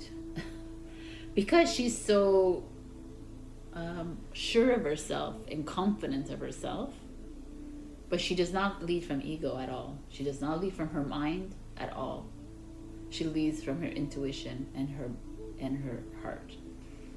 This card coming as your future is bringing you forward or back into a new way of working through your hang-ups, working through these heavy energies that are here. Because if you do not, for me, the scales cards feels very, it could be marriage, right? It doesn't have to be divorce or separation. It could be that you work through all this and then you get married. So kudos, because this is what it is. It's like working from the heart. But it also could be that you don't work through this and it's divorce or separation. Or if you, like, you know, it's like, it's an either or, because that's what the balance is. The balance. Yeah, the Justice card is. It's like, yes, no, or, you know, it's like, I'm feeling here that you're really needing to do a lot of this inner work, Pisces. It's imperative that you do this work, because you're constantly being followed around by these swords energies. And the Seven of Swords has shown up in your reading, I would say, like almost every week this month, or the past, since 2023, has shown up many times in your reading. So that speaks greatly, because it means that you are holding on to some really low vibrational energy. You're not trusting anyone, or you're being untrusting. And like, I mean, I can't tell you who you are, what you're doing, and something's gonna come of it. Something like the scales is that. But it could be great. Like I said, it could be marriage and happiness and greatness and a beautiful verdict of millions of dollars coming your way. It could be that. But you really need to work your innerly and really truly listen in. And in the future, the High Priestess is like, okay, from now, like once we clear these energies, let's move into the heart now, Pisces. Let's go there. Next week is the new moon in Pisces, so it's a great time to release energies and move into something new. So let's see what your advice is. Limitless. See yourself open to receive in the most miraculous ways. The divine can use anything and anyone. That's nice. So yeah, open yourself. That's the High Priestess energy. The Judgment is coming into that awareness, coming into that like knowing of, you know, I had to go through this. The divine makes me go through this. Really heavy energies, like everybody else, by the way. We are all going through these energies because we need to release them out of the vessel. We cannot keep these energies with us, and if we do, then you're stuck in the scales and you're stuck in the box. And your love energy is let the feminine lead the way. I like this. I mean, the divine feminine is within you if you're a masculine watching this, but the feminine is that nurturing side of us. The feminine is also the strong energy. And if you really think about it, what is the feminine energy? It's intuition. It's listening to your intuition. That's what it is. It's let it all go. Trust inside. That is what we're heading to. This rising of the age of Aquarius is the divine feminine energy is very strong now, because that's all going into the heart. Whereas the age of Pisces was the divine masculine energy, was its strength, because it was all about the head. It was all about the ego. So now we're moving into this. This is the ego. This is the mind. We are moving into a world that is full of a limitless world that is filled with heart-centeredness, that takes you away from your ego, takes you away from always having to do, always having to like money, status. It's taking you away from all that into something lighter, something easier, something more balanced. So that is your reading. You know, I have to tell you, Pisces, every time I get to Pisces, I'm always like looking forward to seeing something woohoo, but it's always very intense. But like I said to Scorpio, it's always the signs that have the most to clear means that you are very elevated spiritually, because you are strong enough to clear these energies. So don't take this as a bad thing all the time. But please do your mirror work. Please do the work. Like, you need to go through these energies and clear them as fast as you can. Not as fast as you can, but it's all quantum. But try and clear them as much as you can, because it's just so beautiful here. It's like there's this feeling of tapping into your intuition and stop leading with your mind all the time. So we have one last card for you, which is from the Lover's Oracle. Criticizing one another will only lead to further unhappiness. Love and accept each other as you are, and your relationship will magically transform. Wow. Are you criticizing each other? All right. So stop criticizing each other. Love each other for who you are. Tap into your heart. Tap into your wisdom, which is right here. Spread those wings. It's time to fly. I love you. Pisces, you got this. You're strong. You can do this. You can always check your other signs for if this didn't resonate, your moon or your ascending or whatever, your Jupiter, Mercury, whatever you would like. Also, they've added a thank you button below the video. If you like to support my channel, you can support my channel by just commenting, subscribing, and leaving a comment, and you can be entered into a weekly February giveaway. I love you, my beautiful fish, and I'll see you next week.